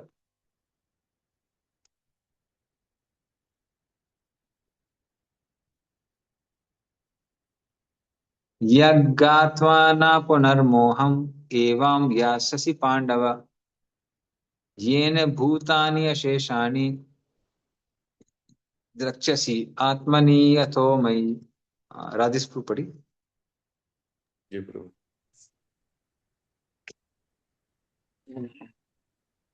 स्वरूप प्रसिद्ध व्यक्ति से वास्तविक ज्ञान प्राप्त कर चुकने पर तुम पुनः कभी ऐसे मोह को प्राप्त नहीं होंगे। क्योंकि इस ज्ञान के द्वारा तुम देख सकोगे कि सभी जीव परमात्मा के अंश स्वरूप हैं, अर्थात वे सब मेरे हैं। तात्पर्य, स्वरूप प्रसिद्ध व्यक्ति से ज्ञान प्राप्त होने का परिणाम यह होता है कि यह पता चल जाता है कि सारे जीव भगवान श्री कृष्ण के भिन्न अंश हैं। कृष्ण से पृथक अस्तित्व का भाव माया मां नहीं यह कहलाती है। कुछ लोग सोचते हैं कि हमें कृष्ण से क्यों लेना देना, वे तो केवल महान ऐतिहासिक पुरुष हैं और पर ब्रह्म तो निराकार हैं। वस्तुत जैसा कि भगवत गीता में कहा गया है, यह निराकार ब्रह्म कृष्ण या व्यक्तिगत तेज है। कृष्ण भगवान के रूप में प्रत्येक वस्तु के कारण है। ब्रह्म संहिता में स्पष्ट कहा गया है कि कृष्ण श्री भगवान हैं और सभी कारणों के कारण हैं। यहाँ तक कि लाखों अवतार उनके विभिन्न अविस्तार ही हैं। इसी प्रकार सारे जीव भी कृष्ण के अंश हैं। मायावादियों की यह मिथ्या धारणा है कि कृष्ण अपने अंशों में अपने निजी पृथक अस्तित्व को मिटा देते हैं। यह विचार सर्वथा भौतिक है। भौतिक जगत में हमारा अनुभव है कि यदि किसी वस्तु का विखंडन किया जाए तो उसका मूल स्वरूप नष्ट हो जाता है, किंतु मायावादी यह नहीं समझ पाते कि परम का अर्थ है कि एक और एक मिलकर एक ही होता है और एक में से एक घटाने पर भी एक बचता है। पर ब्रह्म का यही स्वरूप है। ब्रह्म विद्या का पर्याप्त ज्ञान ना होने के कारण हम माया से आवृत्त हैं, इसलिए हम अपने को कृष्ण से पृथक सोचते हैं। यद्यपि हम कृष्ण के भिन्न अंश हैं, किंतु तो भी हम उनसे भिन्न नहीं। जीवों का शारीरिक अंतर माया है अथवा वास्तविक सत्य नहीं। हम सभी कृष्ण को प्रसन्न करने के निमित्त हैं। केवल माया के कारण ही अर्जुन ने सोचा कि उसके स्वजनों से उसका सनिक शारीरिक संबंध कृष्ण के शाश्वत आध्यात्मिक संबंधों से अधिक महत्वपूर्ण है। गीता का महत्वपूर्ण उद्देश्य इसी और लक्षित है कि कृष्ण का नित्य दास होने के कारण जीव उनसे पृथक नहीं हो सकता। कृष्ण से अपने को विलग मानना ही माया कहलाती है। पर ब्रह्म के भिन्न अंश के रूप में जीवों को एक विशिष्ट उद्देश्य पूरा करना होता है। उस उद्देश्य को भुलाने के कारण ही वो अनादि काल से मानव, पशु, देवता आदि देहों में स्थित है। ऐसे शारीरिक अंतर भगवान की दिव्य सेवा के विस्मरण से जनित है, किंतु जब कोई कृष्ण भावनामृत के माध्यम से दिव्य सेवा में लग जाता है तो वह इस माया से तुरंत मुक्त हो जाता है। ऐसा ज्ञान केवल प्रामाणिक रूप से ही प्राप्त हो सकता और इस तरह इस भ्रम को दूर कर सकता है कि जीव कृष्ण के तुल्य है। पूर्ण ज्ञान तो यह है कि परमात्मा कृष्ण समस्त जीवों के परम आश्रय हैं और इस आश्रय को त्याग देने पर ही जीव माया द्वारा मोहित होते हैं, क्योंकि वे अपना अस्तित्व पृथक समझते हैं। इस तरह विभिन्न भौतिक पहचानों के मानदंडों के अंतर्गत वे कृष्ण को भूल जाते हैं, किंतु जब ऐसे मोहग्रस्त जीव कृष्ण भावनामृत में स्थित होते हैं तो यह समझा जाता है कि वे मुक्ति पथ पर हैं। इसकी पुष्टि भागवत में की गई है। मुक्ति हित्वा यथा रूपम स्वरूपेण व्यवस्थित। मुक्ति का अर्थ है कृष्ण के नित्य दास रूप में, कृष्ण महामराम नित्य में अपनी स्वाभाविक स्थिति पर होना। हरे कृष्ण।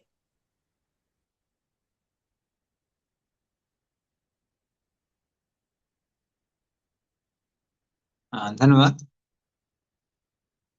तो यहाँ भगवान क्या बता रहे हैं कि इस तरह से जब यज्ञ को संपन्न करके तुम्हारा हृदय शुद्ध हो जाएगा तो क्या होगा। यज्ञ ज्ञात्वा न पुनर्मोहम एवं याससी पांडव। तो हे पांडव, तुम वापस मोह में नहीं फंसोगे। वरना एक बार मतलब ये प्रश्न कई बार मैं सुन चुका हूँ। भक्त लोग कहते हैं कि प्रभु जी, हमको पता तो है कि हम शरीर नहीं आत्मा है। हम क्लास में भी दूसरे को बोलते हैं हम शरीर नहीं आत्मा है, लेकिन जब कुछ भी खाने पीने का सामने आते तो भूल जाते हैं कि हम आत्मा है। है ना? तो ऐसा क्यों होता है? क्योंकि साक्षात्कार नहीं है। साक्षात्कार नहीं है। तो हम ज्ञान को तब कब धारण कर सकते हैं जब हम ज्ञान के लिए क्वालिफाइड है। तो जब व्यक्ति सत्वगुण में होगा तो क्या होगा? इंद्रिय तृप्ति से दूर होगा। जब उसको साक्षात्कार हो जाएगा कि हम शरीर नहीं आत्मा है, तो वापस बिल्कुल मोह में नहीं फंसेगा। हम्म। और यदि किसी को ये साक्षात्कार होता है कि हम कौन है, कृष्ण कौन है, हमारा क्या रिश्ता है, तो वो कृष्ण को कभी भूलेगा नहीं। तो ये जो स्थिति है ये परमानेंट स्थिति है। तब तक चीजें आती जाती इसलिए रहती हैं क्योंकि हम लोग अब उस अभी तक उसके लिए क्वालिफाइड नहीं है। जब हम प्रैक्टिस करेंगे तो धीमे धीमे करके क्या होता है, वो क्वालिफिकेशन आती है। अन्यथा क्या होता है? अन्यथा चीजें टिकती नहीं है। ज्ञान आएगा, ज्ञान चला जाएगा। जब तक भक्तों के साथ में है ठीक है, जहां इंद्रिय तृप्ति का मौका मिलेगा सब भूल जाएंगे। तो इसलिए है भगवान बोलते हैं, तो उसके लिए क्या करना पड़ेगा? ये यज्ञ संपन्न करना पड़ेगा, या हमारी जो स्पिरिचुअल प्रैक्टिस है वो करनी पड़ेगी। तो ये एक फायदा है। दूसरा फायदा क्या भगवान बता रहे हैं कि इन यज्ञों को संपन्न करने से क्या होगा? हे अर्जुन, तुम जीवों को उनके शरीर से भिन्न देख पाओगे। अभी जनरली लोग डील करते हैं तो हम उस व्यक्ति को वो शरीर मान बैठते हैं, या फिर वो जैसा आचरण कर रहा है वो मान बैठते हैं। हम उसको ये नहीं देख पाते हैं कि ये भी एक आत्मा है, शुद्ध है, और ये करंटली किसी सिचुएशन की वजह से एक पर्टिकुलर वे में बिहेव कर रहा है। तो उसी वजह से हम क्षमा नहीं कर पाते हैं किसी को। क्षमा करना भी है तो क्षमा नहीं कर पाते हैं। लेकिन यदि आ, साक्षात्कार हो जाता है, तो फिर या फिर यदि व्यक्ति यज्ञ संपन्न करके शुद्ध हो जाता है, तो ये जो साक्षात्कार है कैसा रहता है? परमानेंट रहता है। और फिर भगवान क्या बोल रहे हैं? द्रक्ष्यति येन भूताति अशेषाणि द्रक्ष्यति आत्मनि अथो मयि। बाद में तुमको ये भी अर्जुन समझ में आ जाएगा कि ये सब के सब मेरे हैं। तो जो ब्रह्मवादी हैं उनको क्या समझ में आ जाएगा कि सारी की सारी जीवात्माएं ब्रह्म का ही एक हिस्सा है। कि जो ब्रह्म है, भगवान के शरीर से निकलने वाली किरणें हैं, वो भी जीवित हैं। वो सब लिविंग एंटिटीज की बनी हुई है। वो सब लिविंग एंटिटीज की बनी हुई है। जो भगवान के शरीर से ब्रह्म ज्योति निकलती है, वो सब जीवों की बनी हुई है। तो जो लोग ब्रह्मवादी होते हैं उनको ये साक्षात्कार हो जाता है कि ब्रह्म ज्योति किसकी बनी है? जीवों की बनी हुई है। हम्म। जैसे जो लोग साइंस जानते हैं उनको पता है कि सनलाइट किसकी बनी होती है? फोटॉन्स की बनी होती है। उसी जैसे ब्रह्म ज्योति किसकी बनी हुई है? जीवों की बनी हुई है। ये सब जीव राशि है। जो परमात्मावादी हैं वो समझ जाते हैं कि हर कोई परमात्मा का एक हिस्सा है। और जो कृष्ण भक्त होते हैं वो समझ जाते हैं कि जीवेर स्वरूप होए कृष्ण नित्यदास। सबके सब कृष्ण के नित्यदास हैं, कृष्ण के अंश हैं। तो भगवान बोलते हैं ये साक्षात्कार आपको प्राप्त होगा अगर आप यज्ञ को संपन्न करते हैं। तो ये भगवान फायदा बता रहे हैं। ठीक है, अगले श्लोक में चलते हैं 36। हरे कृष्ण प्रभु। हाँ जी। प्रभु ये जैसे किंतु मायावादी ये नहीं समझ पाते कि परम का अर्थ एक और एक मिलकर एक ही होता है, और एक में से एक घटाने के बाद एक ही बचता है। तो ये पर ब्रह्म को क्या इन्फिनिटी के रूप में यहाँ पे बता रहे हैं कि आप इन्फिनिटी में कुछ ऐड करेंगे तो वो इन्फिनिटी ही रहेगा, या इन्फिनिटी से आप एक निकाल भी लेंगे तो ये परम को इन्फिनिटी से कंपेयर कर रहे हैं, क्या कर रहे हैं प्रभु जी? ओके, प्रभुपाद क्या बता रहे हैं? हम लोग के भौतिक दृष्टिकोण में क्या होता है? अगर किसी की नाक काट दी गई तो क्या हो जाता है? वो नाक कटा हो जाता है। नाक कटी हुई उसकी है, ये जुड़ नहीं सकती है। कान कट गया तो कान कटा हो गया, कान गया काम से। हाथ काट दिया तो बिना हाथ का हो गया। तो फिर वो क्या होता है? वो फिजिकली हैंडिकैप्ट हो जाता है। उस व्यक्ति को आप नॉर्मल नहीं बोल सकते हैं। वो पीएससी कैटेगरी में चला जाता है। स्पिरिचुअल वर्ल्ड में ऐसा नहीं है।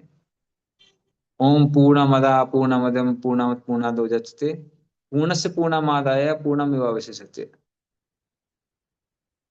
तो भगवान से, कृष्ण से बलराम निकलते हैं, कृष्ण कम हो जाते हैं? नहीं, कृष्ण वैसे के वैसे हैं, बलराम निकल गए। बलराम जी से पहले चतुर्व्यूह निकले, वसुदेव, संकर्षण, प्रद्युम्न, अनिरुद्ध। बलराम जी कम हुए? नहीं हुए। तो इस तरह से भगवान असंख्य अवतारों में विस्तार करके भी पूर्ण ही रहते हैं।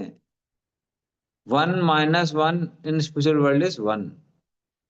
इस जगह कहते हैं 1 - 1 कितना होता है? 0। स्पिरिचुअल वर्ल्ड में 1 - 1 कितना होता है? 1 ही रहता है। वो प्रभुपाद समझा रहे हैं। अब ये मायावादी लोग नहीं समझ सकते हैं। और इसीलिए वो लोग क्या सोचते हैं कि नहीं, सर्व खलुदम ब्रह्मन, सब कुछ एक ही है। उनको क्या लगता है कि अगर भगवान विस्तार कर गए तब तो वो खत्म हो जाएंगे, उनको ऐसा लगता है, जिसको प्रभुपाद खंडित कर रहे हैं। ठीक है, हरे गुरु। Yes bro, thank you bro. हरे गुरु। चलिए 36 करते हैं। अपि चेत् असि पापेभ्यः सर्वेभ्यः पापकृत्तमः सर्वं ज्ञानप्लवेनैव वृजिनां सन्तरिष्यसि। पढ़े इसका अर्थ और तात्पर्य।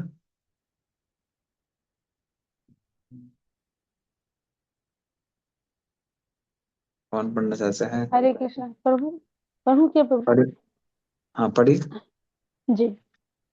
यदि तुम्हें समस्त पापियों में भी सर्वाधिक पापी समझा जाए तो भी तुम दिव्य ज्ञान रूपी नाव में स्थित होकर दुख सागर को पार करने में समर्थ होंगे। तात्पर्य, श्री कृष्ण के संबंध में अपनी स्वाभाविक स्थिति का सही सही ज्ञान इतना उत्तम होता है कि अज्ञान सागर में चलने वाली जीवन संघर्ष से मनुष्य तुरंत ही ऊपर उठ सकता है। यह भौतिक जगत कभी कभी अज्ञान सागर मान लिया जाता है तो कभी जलता हुआ जंगल।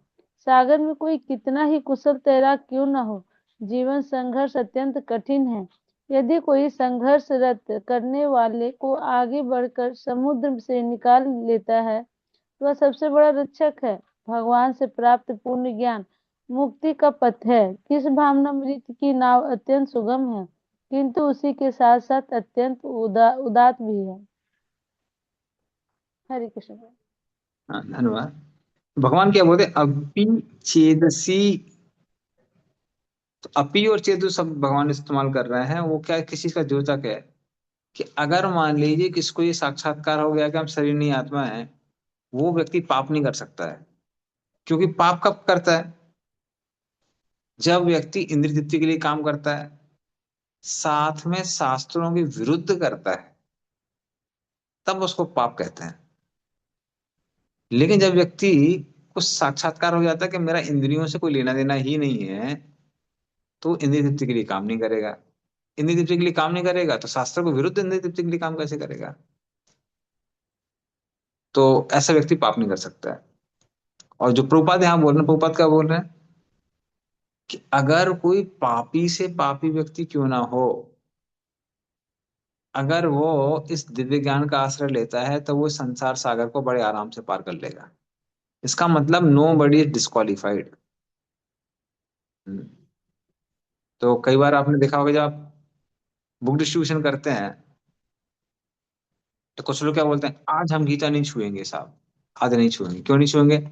कुछ खा के आए हैं तो इसलिए नहीं छुएंगे। लेकिन भाई आप कितने भी पापी क्यों ना हो, मतलब इसका ये नहीं है कि आप मल त्याग करके आए तुरंत छू लें, वो नहीं। हाथ वाथ धो के अच्छे से पवित्र होके आइए। लेकिन आप कितने भी पापी क्यों ना हो, अगर आप दिव्य ज्ञान का आश्रय लेंगे तो आप शुद्ध हो सकते हैं। कोई ये नहीं कह सकता कि हम इतने पापी हैं कि भगवान का नाम या जो दिव्य ज्ञान है वो हमको शुद्ध नहीं कर सकता है। वो कहना किसके जैसा कहना हो गया? वो कहना ऐसा कहना जैसा हो गया कि हम इतना मल त्याग करेंगे, इतना मल त्याग करेंगे कि सूरज भी उसको पवित्र नहीं कर सकता, उसको खा नहीं सकता है। आप कितना भी जमाल घोटा खा के कितना भी मल त्याग क्यों ना करते हैं, लेकिन सूरज में वो शक्ति है कि वो सबको सुखा देगा, सबको पवित्र कर देगा।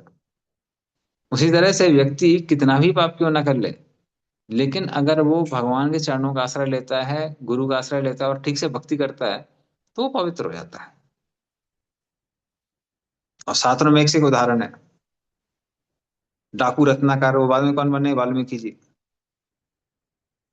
घोर पाप करते हुए भी वो शुद्ध हो गए। हाँ। फिर इस्कॉन में तो, जो इस्कॉन मूवमेंट खड़ी हुई है, के हिसाब से आप देखेंगे स्टार्टिंग में हिप्पीज थे वो लोग, तो वो सबके सब शुद्ध हो गए। तो इस तरह से व्यक्ति कैसा भी, कितना भी निकृष्ट क्यों ना हो, वो शुद्ध हो जाता है। तो वही भगवान यहाँ बता रहे हैं। तो भगवान एंकरेज कर रहे हैं कि आप कितने भी पापी क्यों ना, आप चिंता मत करिए, अगर आप दिव्य ज्ञान का आश्रय लेंगे तो आप शुद्ध हो सकते हैं। ठीक है। और उसका भगवान एक और उदाहरण दे रहे हैं। तो पहले नाव का उदाहरण दिया है कि दिव्य ज्ञान उस नाव की तरह है जो संसार सागर को आपको आराम से पार करा सकता है। अब भगवान उसको एक और उपमा से समझाने वाले हैं, एनालॉजी समझाने वाले हैं 37 में। ठीक है, 37 पे आते हैं।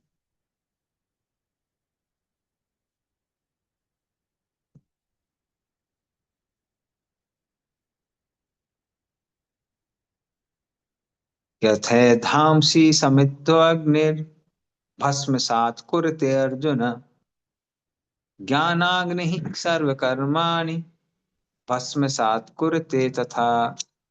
पढ़िए इसका अर्थ और तात्पर्य। मैं पढ़ू प्रभु? अनुवाद। हाँ हाँ, पढ़िए। हरे कृष्ण। जैसे प्रज्वलित अग्नि ईंधन के भस्म कर देते हैं, उसी तरह ही अर्जुन ज्ञान रूपी अग्नि भौतिक कर्मों को समाप्त फलों का जला डालती है। तात्पर्य: आत्मा तथा परमात्मा संबंधी पूर्ण ज्ञान तथा उनके संबंध की तुलना यह अग्नि से की गई है। ये अग्नि न केवल समस्त पाप कर्मों के फलों को जला देती है, अपितु पुण्य कर्मों के फलों को भी भस्मसात करने वाली है। कर्म फल की कोई अवस्थाएं ही शुभ शुभारंभ, बीज, संचित आदि, किंतु जीव को स्वरूप का ज्ञान होने पर सब कुछ भस्म हो जाता है, चाहे वो पूर्ववर्ती हो या परवर्ती। वेदों में बृहदारण्यक उपनिषद कहा गया है, उभ उहे वेश एते तरतमृत साध साधुनी। मनुष्य पाप तथा पुण्य दोनों ही प्रकार के कर्म फलों को जीत लेता है। हरे कृष्ण। धन्यवाद। तो भक्ति क्या करती है? वो दोनों प्रारब्ध और आप प्रारब्ध दोनों कर्मों को नष्ट कर देती है। और बाकी जो ज्ञान है, कर्म कर्म योग, ज्ञान योग, अष्टांग योग से, ये अप्रारब्ध कर्मों को नष्ट करते हैं, प्रारब्ध को नहीं करते हैं। इसका डिटेल हम लोग पढ़ेंगे एनओडी में, भक्ति रसायन सिंधु में। जो कर्म अभी इस जीवन में मिलने वाले हैं या ऑलमोस्ट फिक्स हो चुके हैं, उनको हम प्रारब्ध कहते हैं। और जो अभी बाद में मिलेंगे, वेटिंग लिस्ट में है, उनको हम अप्रारब्ध कहते हैं। तो बाकी जो कर्मयोग, ज्ञान योग, अष्टांग योग हैं, ये सिर्फ किसको नष्ट करते हैं? अप्रारब्ध को। पर भक्ति प्रारब्ध कर्म को भी नष्ट कर देती है।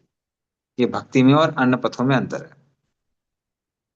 तो उस तरह से जैसे अग्नि किसी भी ईंधन को क्या कर देती है? उसको राख में बदल देती है। उसी तरह से ये जो दिव्य ज्ञान की अग्नि है, ये हर तरह की रिएक्शन को क्या कर देती है? नष्ट कर देती है। तो उस ज्ञान में वो शक्ति है। ठीक है, चलिए। हरे कृष्ण प्रभु, एक सवाल पूछू क्या? हाँ बोलिए। प्रभु, जैसे बोले ना प्रारब्ध को भक्ति नष्ट कर देते हैं, तो हम्म ये क्या नष्ट करते, मतलब जैसे हमारा इंसान का कोई तकलीफ है, कोई किसी कारण बस उसको दुख मिल रहा है, वो कारण को ही सुधार देंगे, या फिर दुख नहीं मिलेगा, मन ऐसा स्थिति में पहुंच जाएगा कि दुख नहीं मिलेगा, ये कौन सा? हम्म। एक हो सकता है या दोनों हो सकते हैं। एक हो सकता है या दोनों हो सकते हैं। मेन चीज क्या होती है, जब ज्ञान मिल जाता है तो आप उससे अफेक्ट ही नहीं होते हैं।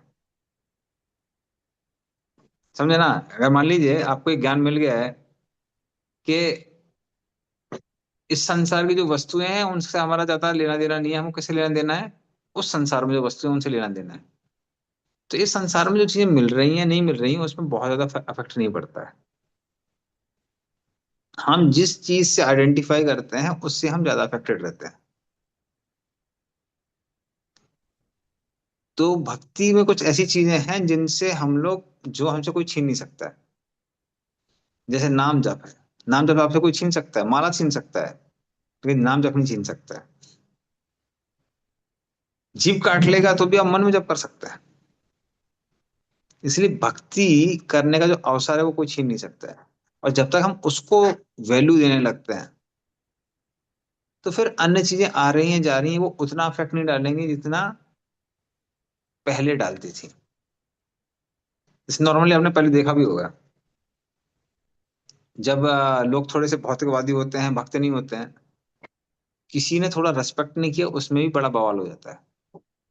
आदमी को लगता है अरे क्या है, लोग मेरी इज्जत नहीं कर रहे हैं। लेकिन भक्तों के संग में आने के बाद इतना सबको पंचांग प्रणाम करते हैं कि अगर हमारी कोई इज्जत नहीं कर रहा तो उनको फर्क नहीं पड़ता है।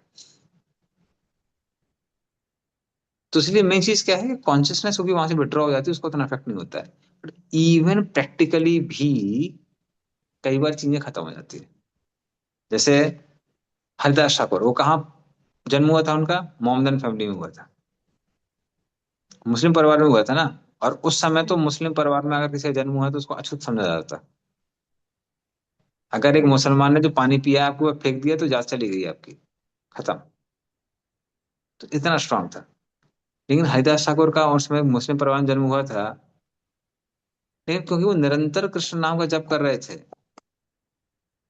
तो अद्वैत आचार्य जैसे महान ब्राह्मण, उनने पहला श्राद्ध पात्र किसको दिया? हरिदास ठाकुर को दिया। इसका मतलब जो उनकी आइडेंटिटी थी, आइडेंटिटी ही चेंज हो गई है इस जन्म में। जिसको हम लोग बोलते हैं प्रारब्ध। प्रारब्ध का मतलब जो मैनिफेस्ट हो चुका है, जैसे हमारा माता पिता, शरीर, नाम, पोजीशन, फेम, हम उसको चेंज नहीं कर सकते, वो ऑलरेडी फिक्स हो गया है। लेकिन भक्ति करने से वो भी चेंज हो जाता है, वो भी चेंज हो जाता है। ठीक है, बोलिए ना, माता जी, समझ में आ रहा है? जी प्रभु। ओके। राजेश पर कोई क्वेश्चन था क्या? यही प्रभु आपका आंसर कनेक्टिंग था कि हमारा जो है ना भक्ति करने से क्या है कि हमारा जो कॉन्सियसनेस है, जैसे मान लीजिए कहने का अर्थ एग्जाम्पल के लिए कि अगर कोई एक छोटा एक खड्डा है, एक फ्लैट के नीचे खड्डा है, अगर फर्स्ट फ्लोर से हम देखें वो खड्डे को तो थोड़ा बड़ा दिखेगा, फिर उसी को हम सेकंड फ्लोर से देखें तो थोड़ा उससे छोटा दिखेगा, लेकिन जब वो फिफ्थ फ्लोर में देखे तो और थोड़ा छोटा दिखे, लेकिन वही जब हम टेंथ फ्लोर में जाएंगे तो शायद वो खड्डा ही ना दिखे। तो वही भक्ति करने से हमारे हिसाब से जो है भगवान जो है मतलब अपना जो है हमारा जो हमको मन के द्वारा जो तकलीफ होता है और या जो भी परेशानी होती है उसका जो आपने बताया प्रभु कि वो एकदम कि वो हमारा जो हायर लेवल का कंसियसनेस चेंज हो जाता है, जिसके कारण क्या है वो चीजें वहीं रहती हैं, शायद हमारा देखने का नजरिया चेंज हो जाता है और जिसके कारण हमको वो इफेक्ट नहीं करता है। बिल्कुल। ठीक है, चलिए नेक्स्ट पे कोई चलते हैं 58 पे। नहीं ज्ञानेन सदृशं पवित्रम इह विद्यते तत्स्वयं योग संसिद्धः कालेनात्मनि विन्दति। पढ़िए इसका। हरे पूनम कृष्णा अबेन पढ़िए। प्रभु। मैं हाँ, कौन बोल रहा है? सोमा माता जी, सोमा घोषाल। हाँ ठीक है, सोमा मैं माता पढ़ू पढ़ ली। प्रभु जी? हाँ पढ़ ली सोमा माता जी, मैंने अभी तक पढ़ा नहीं है ना। हाँ पढ़ ली। इस संसार में दो ज्ञान के समान कुछ भी उदात्त तथा शुद्ध नहीं है। ऐसे ज्ञान स्वस्थ योग का पक्का फल। जो व्यक्ति भक्ति में सिद्ध हो जाता है वो समय अपने में ज्ञान का आस्वादन करता है। तात्पर्य: जब हम दिव्य ज्ञान की बात करते हैं तो हमारा प्रयोजन आध्यात्मिक ज्ञान से होता है। निस्संदेह दिव्य ज्ञान के समान कुछ भी तथा शुद्ध नहीं है। अज्ञान ही हमारे बंध का कारण है और ज्ञान हमारी मुक्ति का।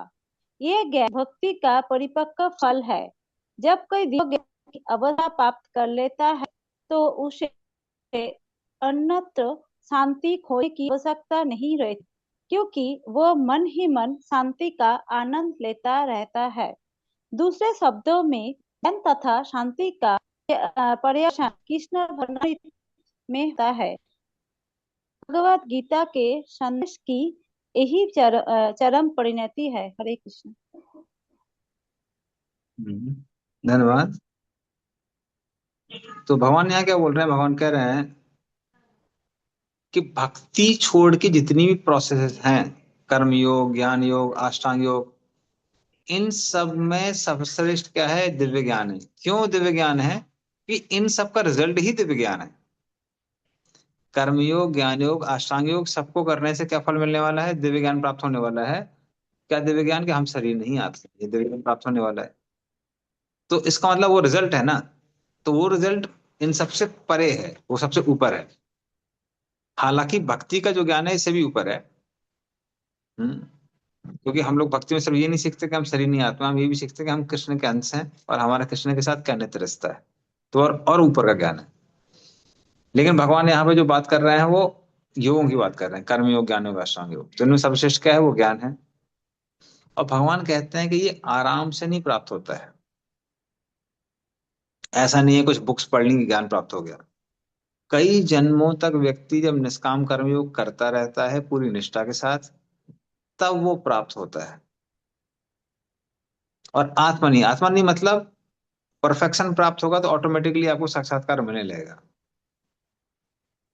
मात्र बाहर से संन्यास धारण करके ये प्राप्त नहीं होता। जैसे अर्जुन सोच रहा था कि हम संन्यास धारण करेंगे तो प्राप्त हो जाएगा। भगवान कहते हैं नहीं, आप निष्काम कर्मयोग करते रहिए, करते रहिए, करते रहिए, तो फिर वो धीमे धीमे प्राप्त होगा। तो बाहर की स्थितियां आपको हेल्प कर सकती हैं, लेकिन एक्चुअल चेंज कहाँ आता है? वो अंदर आता है। हम्म। जैसे मान लीजिए कोई आ, अंबानी जैसे कपड़े पहनने लगे, उनके शर्ट पहनने लगे, पैंट पहनने लगे, हेयर स्टाइल रख ले, तो उसका मतलब ये नहीं कि अभी वो जितना अंबानी के अकाउंट में उतना आपके अकाउंट में आ जाएगा। वो पैसा नहीं आने वाला है, उसके लिए मेहनत करना है। तो सेम चीज यहाँ पे भी है। बाहर की चीजें आपको हेल्प कर सकती हैं, लेकिन अल्टीमेटली वो डिटैचमेंट कहाँ से आता है? वो हृदय में ही आता है। हृदय। तो वही भगवान है सब। ठीक है, चलिए आगे चलते हैं 39।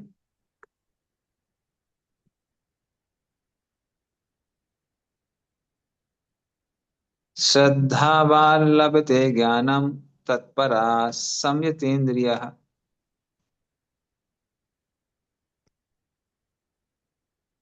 ज्ञानम लब्ध्वा पराम शांतिम अचिरेणाधिगच्छति। पढ़िए इसका अर्थ होता पर कौन हैंड रेस कर रहा था? हाँ, पूनम माता जी पढ़िए। हरे कृष्ण प्रभु जी। जो श्रद्धालु दिव्य ज्ञान में समर्पित है और जिसने इंद्रियों को वश में कर लिया है, वह इस ज्ञान को प्राप्त करने का अधिकारी है और इसे प्राप्त करते ही वह तुरंत आध्यात्मिक शांति को प्राप्त होता है। श्री कृष्ण ने तात्पर्य, श्री कृष्ण में दृढ़ विश्वास रखने वाला व्यक्ति ही इस तरह का कृष्ण भावनाभवित ज्ञान प्राप्त कर सकता है। वही पुरुष श्रद्धावान कहलाता है, जो यह सोचता है कि कृष्ण भावनाभवित होकर कर्म करने से वह परम सिद्धि प्राप्त कर सकता है। यह श्रद्धा भक्ति के द्वारा तथा हरे कृष्ण कृष्ण कृष्ण हरे हरे, हरे राम राम राम हरे हरे मंत्र के जाप द्वारा प्राप्त की जाती है, क्योंकि इससे हृदय की सारी भौतिक मलिनता दूर हो जाती है। इसके अतिरिक्त मनुष्य को चाहिए कि अपनी इंद्रियों पर संयम रखे। जो व्यक्ति कृष्ण के प्रति श्रद्धावान है और जो इंद्रियों को संयमित रखता है, वह शीघ्र ही कृष्णाभारमित के ज्ञान में पूर्णता प्राप्त करता है। हरे कृष्ण। धन्यवाद। तो भगवान यहाँ क्या बोलते हैं, श्रद्धावान लभते ज्ञानम। तो कब और कैसे ये प्राप्त होगा साक्षात्कार? तो भगवान क्या बोल रहे हैं कि अगर शास्त्रों पर श्रद्धा है और आप शास्त्रों को फॉलो कर रहे हैं, जैसे कि शास्त्रों में बताया निष्काम कर्मियों को कैसे करना है, उसको श्रद्धा के साथ में अगर आप फॉलो करते रहते हैं, करते रहते हैं, करते रहते हैं, तब क्या होता है, हृदय शुद्ध होता है। हाँ, तो पहले ही श्रद्धा चाहिए। फिर भगवान क्या बोले, तत्परा। तत्परा मतलब उसके लिए तत्पर होना चाहिए। ये नहीं कि बड़े आराम से हम्म जब कर रहे हैं तो घूमते फिरते सारे काम करते हुए बीच में हरे कृष्णा कर लिया। वैसे नहीं, जब कर रहे हैं तो पूरा 2 घंटा डेडिकेशन के साथ। ये भक्त के लिए है, बट बाकी लोगों के लिए भी जब वो कर रहे हैं निष्काम कर्मियों को, तो तत्परता के साथ करना है। और साथ में क्या करना है, इंद्रियों का संयम करना है। तो जब कोई व्यक्ति ऐसा करता है तब उसको आत्मज्ञान प्राप्त होता है। लेकिन इतनी तपस्या करने का कुछ फायदा है? हाँ है। पराम शांतिम का मतलब क्या है, इस संसार के सारे दुखों से व्यक्ति परे हो, तो ये उसको प्राप्त होगा। हम्म। तो ऐसा नहीं है कि इतना एफर्ट डाल रहे हैं तो यूजलेस होगा, ये उसको फायदा होगा। पराम शांति। ठीक है, चलिए अब अगले श्लोक में चलते हैं। 40। तो ये तो अभी भगवान ने बता दिया कि क्या फायदा होने वाला है दिव्य ज्ञान से, कैसे उसको प्राप्त करते हैं, कौन प्राप्त नहीं कर सकता है, ये 40 नंबर पे दिया हुआ है। अज्ञश्चा श्रद्धानश्चा संशयात्मा विनश्यति, नायं लोको अस्ति न परो न सुखम संशयात्मनः। थोड़ी इसका अर्थ और तात्पर्य कौन पढ़ना चाहता है?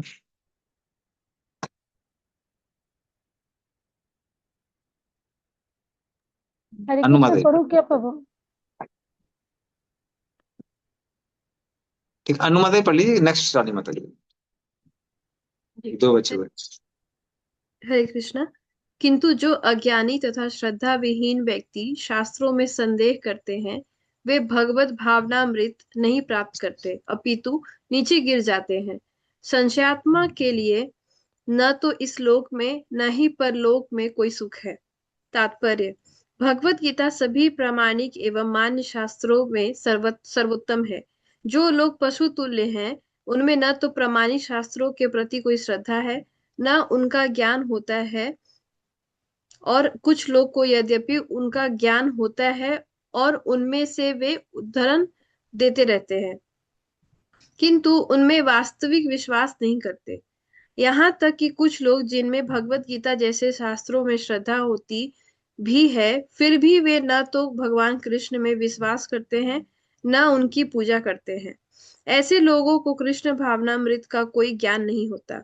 वे नीचे गिरते हैं। उपर्युक्त सभी कोटि के व्यक्तियों में जो श्रद्धालु नहीं है और सदैव संशयग्रस्त रहते हैं, वे तनिक भी उन्नति नहीं कर पाते। जो लोग ईश्वर तथा उनके वचनों में श्रद्धा नहीं रखते, उन्हें न तो इस संसार में न भावी लोक में कुछ हाथ लगता है। उनके लिए किसी भी प्रकार का सुख नहीं है। अतः मनुष्य को चाहिए कि श्रद्धा भाव से शास्त्रों के सिद्धांत का पालन करे और ज्ञान प्राप्त करे। इसी ज्ञान से मनुष्य आध्यात्मिक अनुभूति के दिव्य पद तक पहुंच सकता है। दूसरे शब्दों में, आध्यात्मिक उत्थान में संशयग्रस्त मनुष्य को कोई स्थान नहीं मिलता। अतः मनुष्य को चाहिए कि परंपरा से चले आ रहे महान आचार्यों के पद चिन्हों का अनुसरण करे और सफलता प्राप्त करे। हरे कृष्ण। अरे धन्यवाद। तो 3 तरह के लोग हैं जो इस ज्ञान को प्राप्त करने के लायक नहीं है। कौन कौन है? पहला है अज्ञस। अज्ञस का मतलब जो लोग इतने अज्ञानी हैं कि उनको शास्त्रों के बारे में कुछ पता ही नहीं है। तो जिनको शास्त्रों के बारे में पता ही नहीं है, वो जानवर जैसे हैं। तो जो अच्छा लगता है कर लेते हैं, जैसे गाय है, गाय को जहां पे हरी हरी चीज दिखाई देती है वहां मुंह मार देती है। भले उसको दिख रहा है कि ये सब्जी वाला है, सब्जी वाले की अगर सब्जी खा लेंगे तो वो डंडे से मारेगा, पर उसे कंट्रोल नहीं होता, वो खा लेती है। तो इस तरह से जो लोग शास्त्रों के बारे में जानते नहीं है कि क्या करना है क्या नहीं करना है, वो जानवरों जैसे हैं। ये पहले लोग हैं जो इस ज्ञान के लायक नहीं है। दूसरे कौन है? शास्त्रदानस्य, जिनको शास्त्रों के बारे में पता है पर श्रद्धा नहीं है। वो कहते हैं अरे यहाँ ये दिया है, वहां वो दिया है, यहाँ ऐसा दिया है वैसा दिया है, किसको पता क्या सही है, सब छोड़ दो। तो ज्ञान है पर ज्ञान में श्रद्धा नहीं है। तो ये दूसरे तरह के लोग हैं जो इस ज्ञान के लायक नहीं है। तीसरे कौन है? संशयात्मा, जिनको ज्ञान है शास्त्रों का, शास्त्रों पे श्रद्धा भी है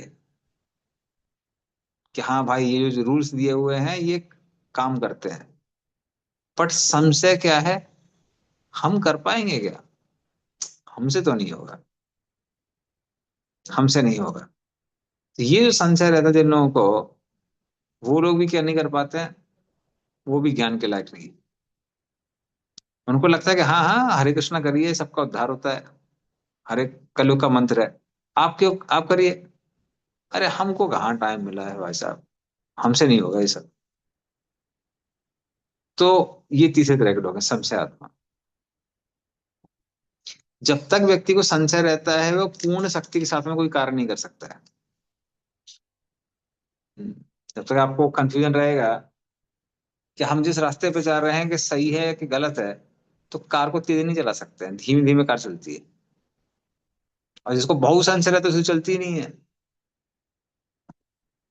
जैसे अगर मैं बुद्ध स्टेशन के लिए जा रहा था तो उस भक्तों की मंडली थी, उससे डिस्कस कर रहा था। तो हमने बोला कि आ, कहाँ करें, रोड पे चलते हैं। अरे रोड पे मत करिए प्रभु जी, वो रोड पे क्या है कि वो ट्रैफिक पुलिस वाला अलाउ नहीं करता है। ठीक है, कोई बात नहीं, पार्क में चलते हैं, पार्क में चल के वहां पर डिस्ट्रीब्यूट करते हैं। अरे पार्क में कहाँ प्रभु जी, वहां तो सब लोग ना रिलैक्स मूड में आते हैं, इंद्रिय तृप्ति करने के लिए आते हैं, वो क्या भगवत गीता खरीदेंगे। ठीक है कोई बात नहीं, ट्रेन में चलते हैं, ट्रेन में शूट करेंगे। ट्रेन में अरे वो टीटी अलाउ नहीं करेगा, तो हमने फिर क्या करें, बैठे रहें। अरे कहीं तो करो भाई जाके, जो होगा फिर देखा जाएगा। तो कई बार कुछ लोग इतना डाउट करते हैं, इतना डाउट करते हैं, वो बोले फिर क्या करना चाहिए, कुछ नहीं करना चाहिए, बैठे रहो। तो समझे आत्मा। तो ये तीन तरह के जो लोग हैं, कौन कौन से? अज्ञस, जिनको कुछ नहीं पता है, सश्रद्धाना से जिनको पता है पर श्रद्धा नहीं है, और संशय आत्मा, जिनको ज्ञान भी है विश्वास भी है पर संशय है कि होगा कि नहीं होगा। वो तीन तरह के लोग इसके लायक नहीं। तो ये भगवान बोलते हैं, ये लोग नहीं कर सकते हैं। ठीक है, चलिए दो श्लोक और बचे हैं, हम लोग कर लेते हैं। नेक्स्ट श्लोक पे चलते हैं, 41।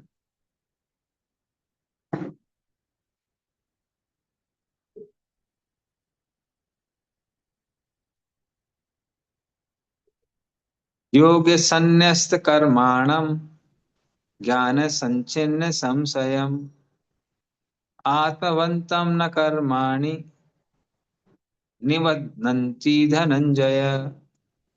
रानी माता ही पढ़ने वाली थी, पढ़ी। जी प्रभु। जो व्यक्ति अपने कर्म फलों का परित्याग करते हुए भक्ति करता है और जिसके संशय दिव्य ज्ञान द्वारा विनष्ट हो चुके होते हैं, वही वास्तव में आत्मपरायण है। हे धनंजय, वह कर्मों के बंधन से नहीं बनता। तात्पर्य: जो मनुष्य भगवत गीता की शिक्षा का उसी रूप में पालन करता है जिस रूप में भगवान श्री कृष्ण ने दी थी, तो वह दिव्य ज्ञान की कृपा से समस्त संशयों से मुक्त हो जाता है। पूर्णतः कृष्ण भावना भावित होने के कारण उसे श्री भगवान के अंश रूप में अपने स्वरूप का ज्ञान पहले ही हो जाता है। अतः निसंदेह वह कर्म बंधन से मुक्त है। हरे कृष्ण। धन्यवाद। तो इस तरह से जो व्यक्ति आ, योग सन्मस्त कर्माणम, जैसे हमने पहले बताया था कि जो निष्काम कर्म योग करता है, पहली बात तो वो क्या कर रहा है, कर्म कर रहा है, मतलब शास्त्रों के विरुद्ध नहीं जा रहा है, क्योंकि शास्त्रों के विरुद्ध नहीं जा रहा है तो पाप नहीं करेगा। और निष्काम कर रहा है, और निष्काम कर रहा है मतलब इंद्रिय तृप्ति की इच्छा उसके अंदर नहीं है, तो पुण्य को से मुक्त है वो। क्योंकि पुण्य से क्या मतलब इंद्रिय तृप्ति, उसको इंद्रिय तृप्ति नहीं चाहिए, तो उससे नहीं बनता है। और योग से वो क्या करता है, वो धीमे धीमे ऊपर उठता है उसकी चेतना। पर उससे ऊपर का आपको याद होगा जो मैंने चार्ट दिखाया था, उसके ऊपर का चार्ट क्या था कि पर्सन, व्यक्ति कर्तव्य अभिमान से नहीं बनता है। उसको भगवान ने यहाँ क्या लिखा है, योग सन्नस्य कर्माणम। मतलब अब उसने क्या किया है, हर तरह के कर्तव्य अभिमान से वो मुक्त हो गया है। वो अभी आइडेंटिफाई नहीं कर रहा कि मैं ब्राह्मण हूँ, क्षत्रिय हूँ, वैश्य हूँ, शूद्र हूँ। जो भी आध्यात्मिक प्रगति के लिए चाहिए हम करेंगे। तो इस तरह से उसने जो प्राप्त कर लिया है, साथ में उसने क्या किया, ज्ञान संचिन संशयम, ज्ञान के द्वारा सारे संशय खत्म कर दिए। कौन से संशय, क्या मैं इंद्रिय हूं, नहीं मैं इंद्रिय नहीं हूं, मैं शरीर नहीं हूं। मतलब वो एक लेवल और ऊपर पहुंच गया है, क्या कि मैं शरीर नहीं हूं। वो मिथ्या अहंकार से मुक्त हो चुका है। मिथ्या अहंकार क्या है, मैं शरीर हूं, फॉल्स ईगो। और वो फॉल्स ईगो से भी मुक्त हो गया है। तो वो क्या करता है, आत्मवंतम ना कर्माणि। फिर वो व्यक्ति इंद्रिय तृप्ति के लिए कार्य नहीं करता है। क्यों, क्या हो गया, ने बदनंती धनंजय, तो वो संसार में बनता नहीं है, क्योंकि अभी उसको साक्षात्कार हो गया है कि हम शरीर नहीं आत्मा है। तो भगवान ने पूरे यहाँ पे श्रेणियां बता दी हैं। तो जो हमने जो चार्ट में बताई थी वो सारी श्रेणियां भगवान ने बता दी। तो इस तरह से वो व्यक्ति नहीं बनेगा। चलिए अब एक और श्लोक बचा है इस चैप्टर का, वो कर लेते 42।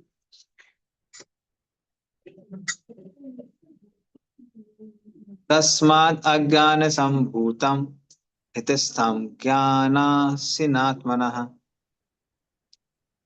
चित्तवैनम संशयम योगम आतिष्ठोत्तिष्ठ भारत। पढ़िए इसका अर्थ और तात्पर्य। आ, पढ़ो प्रभु। मैं पढ़- कई लोग हैं, कोई भी एक पढ़ लीजिए। मैं पढ़ूं? हाँ पढ़ लीजिए। हरे कृष्ण। अतएव तुम्हारे हृदय में अज्ञान के कारण जो संशय उठे हैं, उन्हें ज्ञान रूपी शास्त्र से काट डालो।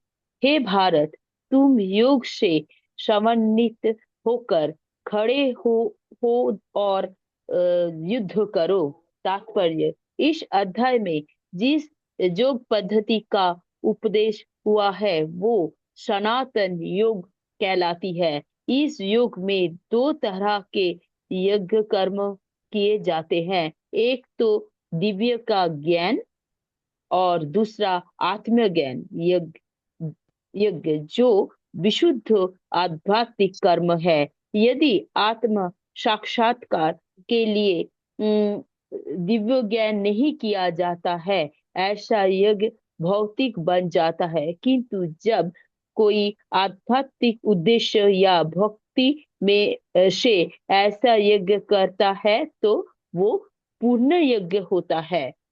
आध्यात्मिक क्रियाएं भी दो प्रकार की होती है। आत्मबोध जा अपने स्वरूप को समझना, तथा श्री भगवान विषयक सत्य जो भगवत गीता के मार्ग का पालन करता है। वो ज्ञान की इन दोनों श्रेणियों के समझ सकता है, उसके लिए भगवान के अंश स्वरूप आत्मज्ञान का प्राप्त करने में कोई कठिनाई नहीं होती है। ऐसा ज्ञान लाभप्रद है, क्योंकि ऐसा व्यक्ति भगवान के दिव्य कार्यकलापों को समझ सकता है। इस आध्यात्म के प्रारंभ में स्वयं भगवान ने अपने दिव्य कार्यकलापों का वर्णन किया है। जो व्यक्ति गीता के उपदेशों को नहीं समझता वो श्रद्धा विहीन है, और जो भगवान द्वारा उपदेश देने पर भी भगवान के सच्चिदानंद स्वरूप को नहीं समझ पाता है, वो समझना चाहिए कि वो निपट मूर्ख है। कृष्ण भावनामृत के सिद्धांतों को स्वीकार करके अज्ञान को क्रमशः दूर किया जा सकता है। ये कृष्ण भावनामृत विधि देव ज्ञान, ब्रह्मज्ञान, ब्रह्मचर्य यज्ञ, गृहस्थ यज्ञ, इंद्रिय संयम यज्ञ, योग साधना यज्ञ, तपस्या यज्ञ, द्रव्य यज्ञ, स्वाध्याय यज्ञ तथा वर्णाश्रम धर्मों में भाग लेकर जागृत किया जा सकता है। ये सब यज्ञ कहलाते हैं और ये सब नियमित कर्म पर आधारित है। किंतु इन सब कार्यकलापों को भीतर सबसे महत्वपूर्ण कारण आत्म साक्षात्कार है। जो इस उद्देश्य के खोज लेते हैं वही भगवत गीता का वास्तविक पाठक है। किंतु जो कृष्ण के प्रमाण नहीं मानता वो नीचे गिर जाता है। अतः मनुष्य को चाहिए कि वो सेवा तथा संपूर्ण समर्पण समेत किसी प्रामाणिक गुरु को निर्देशन में भगवत गीता या अन्य किसी शास्त्र का अध्ययन करे। प्रामाणिक गुरु अनंत काल से चली आती वाली परंपरा में होते हैं और वो परमेश्वर के उन्हीं उपदेशों से तनिक भी विपद नहीं होता जिन्हें उन्होंने लिखे वर्ष पूर्ण सूर्यदेव को दिया था और जिन्होंने भगवत गीता के उपदेश इस धराधाम में आए अतः गीता में ही व्यक्त भगवत गीता के पथ का अनुसरण करना चाहिए और उन लोगों से सावधान रहना चाहिए जो श्लाघावश अन्यों को वास्तविक पथ से विपद करते रहते हैं। भगवान निश्चित रूप से परम पुरुष है और उनके कार्यकलाप दिव्य है। जो इसे समझता है वो भगवत गीता का अध्ययन शुभारंभ करते ही मुक्त होता है। इस प्रकार श्रीमद् भगवत गीता का चतुर्थ अध्याय दिव्य ज्ञान का भक्ति वेदांत तात्पर्य पूर्ण हुआ। हरे कृष्ण। धन्यवाद। तो अर्जुन पूछता है उस श्लोक के बाद में कि मुझे क्या करना चाहिए। भगवान क्लियरली बोलते हैं श्लोक में क्या करना चाहिए।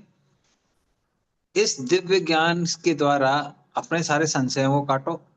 और ये दिव्य ज्ञान कैसे प्राप्त होगा। निष्काम कर्म योग के द्वारा। इसलिए हे अर्जुन युद्ध के लिए खड़े हो और निष्काम कर्म योग के द्वारा इस ज्ञान को प्राप्त करो। युद्ध करो और क्या करो, निष्काम कर्म योग करो। तो ये भगवान कंक्लूजन दे रहे हैं इस श्लोक में। तो इस तरह से भगवान ने इस खासकर चैप्टर में दिव्य ज्ञान की बहुत प्रशंसा की है कि कैसे दिव्य ज्ञान बड़ा पवित्र है। संसार सागर को व्यक्ति आराम से दिव्य ज्ञान के नाम पर बैठकर पार कर सकता है। दिव्य ज्ञान अग्नि ऐसा है जो सारे पापों को नष्ट कर देता है। पर वो प्राप्त कैसे होता है, निष्काम कर्मयोग के द्वारा, जिसको भगवान फिर से एम्फेसाइज करेंगे अगले चैप्टर में। भगवान ऐसा क्यों कर रहे हैं बार बार, उसका रीजन ये है क्योंकि जनरली लोगों का अंडरस्टैंडिंग क्या है, ज्ञान मतलब जो पढ़ के बैठ के और मेडिटेट करके प्राप्त किया जाता है। एक्शन से ऐसा कैसे होता है लोग समझते नहीं है। इसलिए भगवान ने 3rd चैप्टर में वो समझाया था, 4th चैप्टर में उसके रिजल्ट को बहुत प्रेज किया है और 5th चैप्टर में भगवान फिर से वही समझाने जा रहे हैं कि कैसे ये चीजें कैसे प्राप्त होती है, निष्काम कर्मयोग के पालन से होती है। तो वो हम लोग कंटिन्यू करेंगे नेक्स्ट क्लास में, ठीक है। तो अभी हम लोग एंड करते हैं। श्रीमद् भगवत गीता की जय। श्री प्रभुपाद की जय। वाञ्छाकल्पतरुभ्यश्च कृपा सिन्धुभ्यश्च पतितानां पावनेभ्यो वैष्णवेभ्यो नमो नमः। प्रभुपाद की कृष्ण प्रभु दंडवत।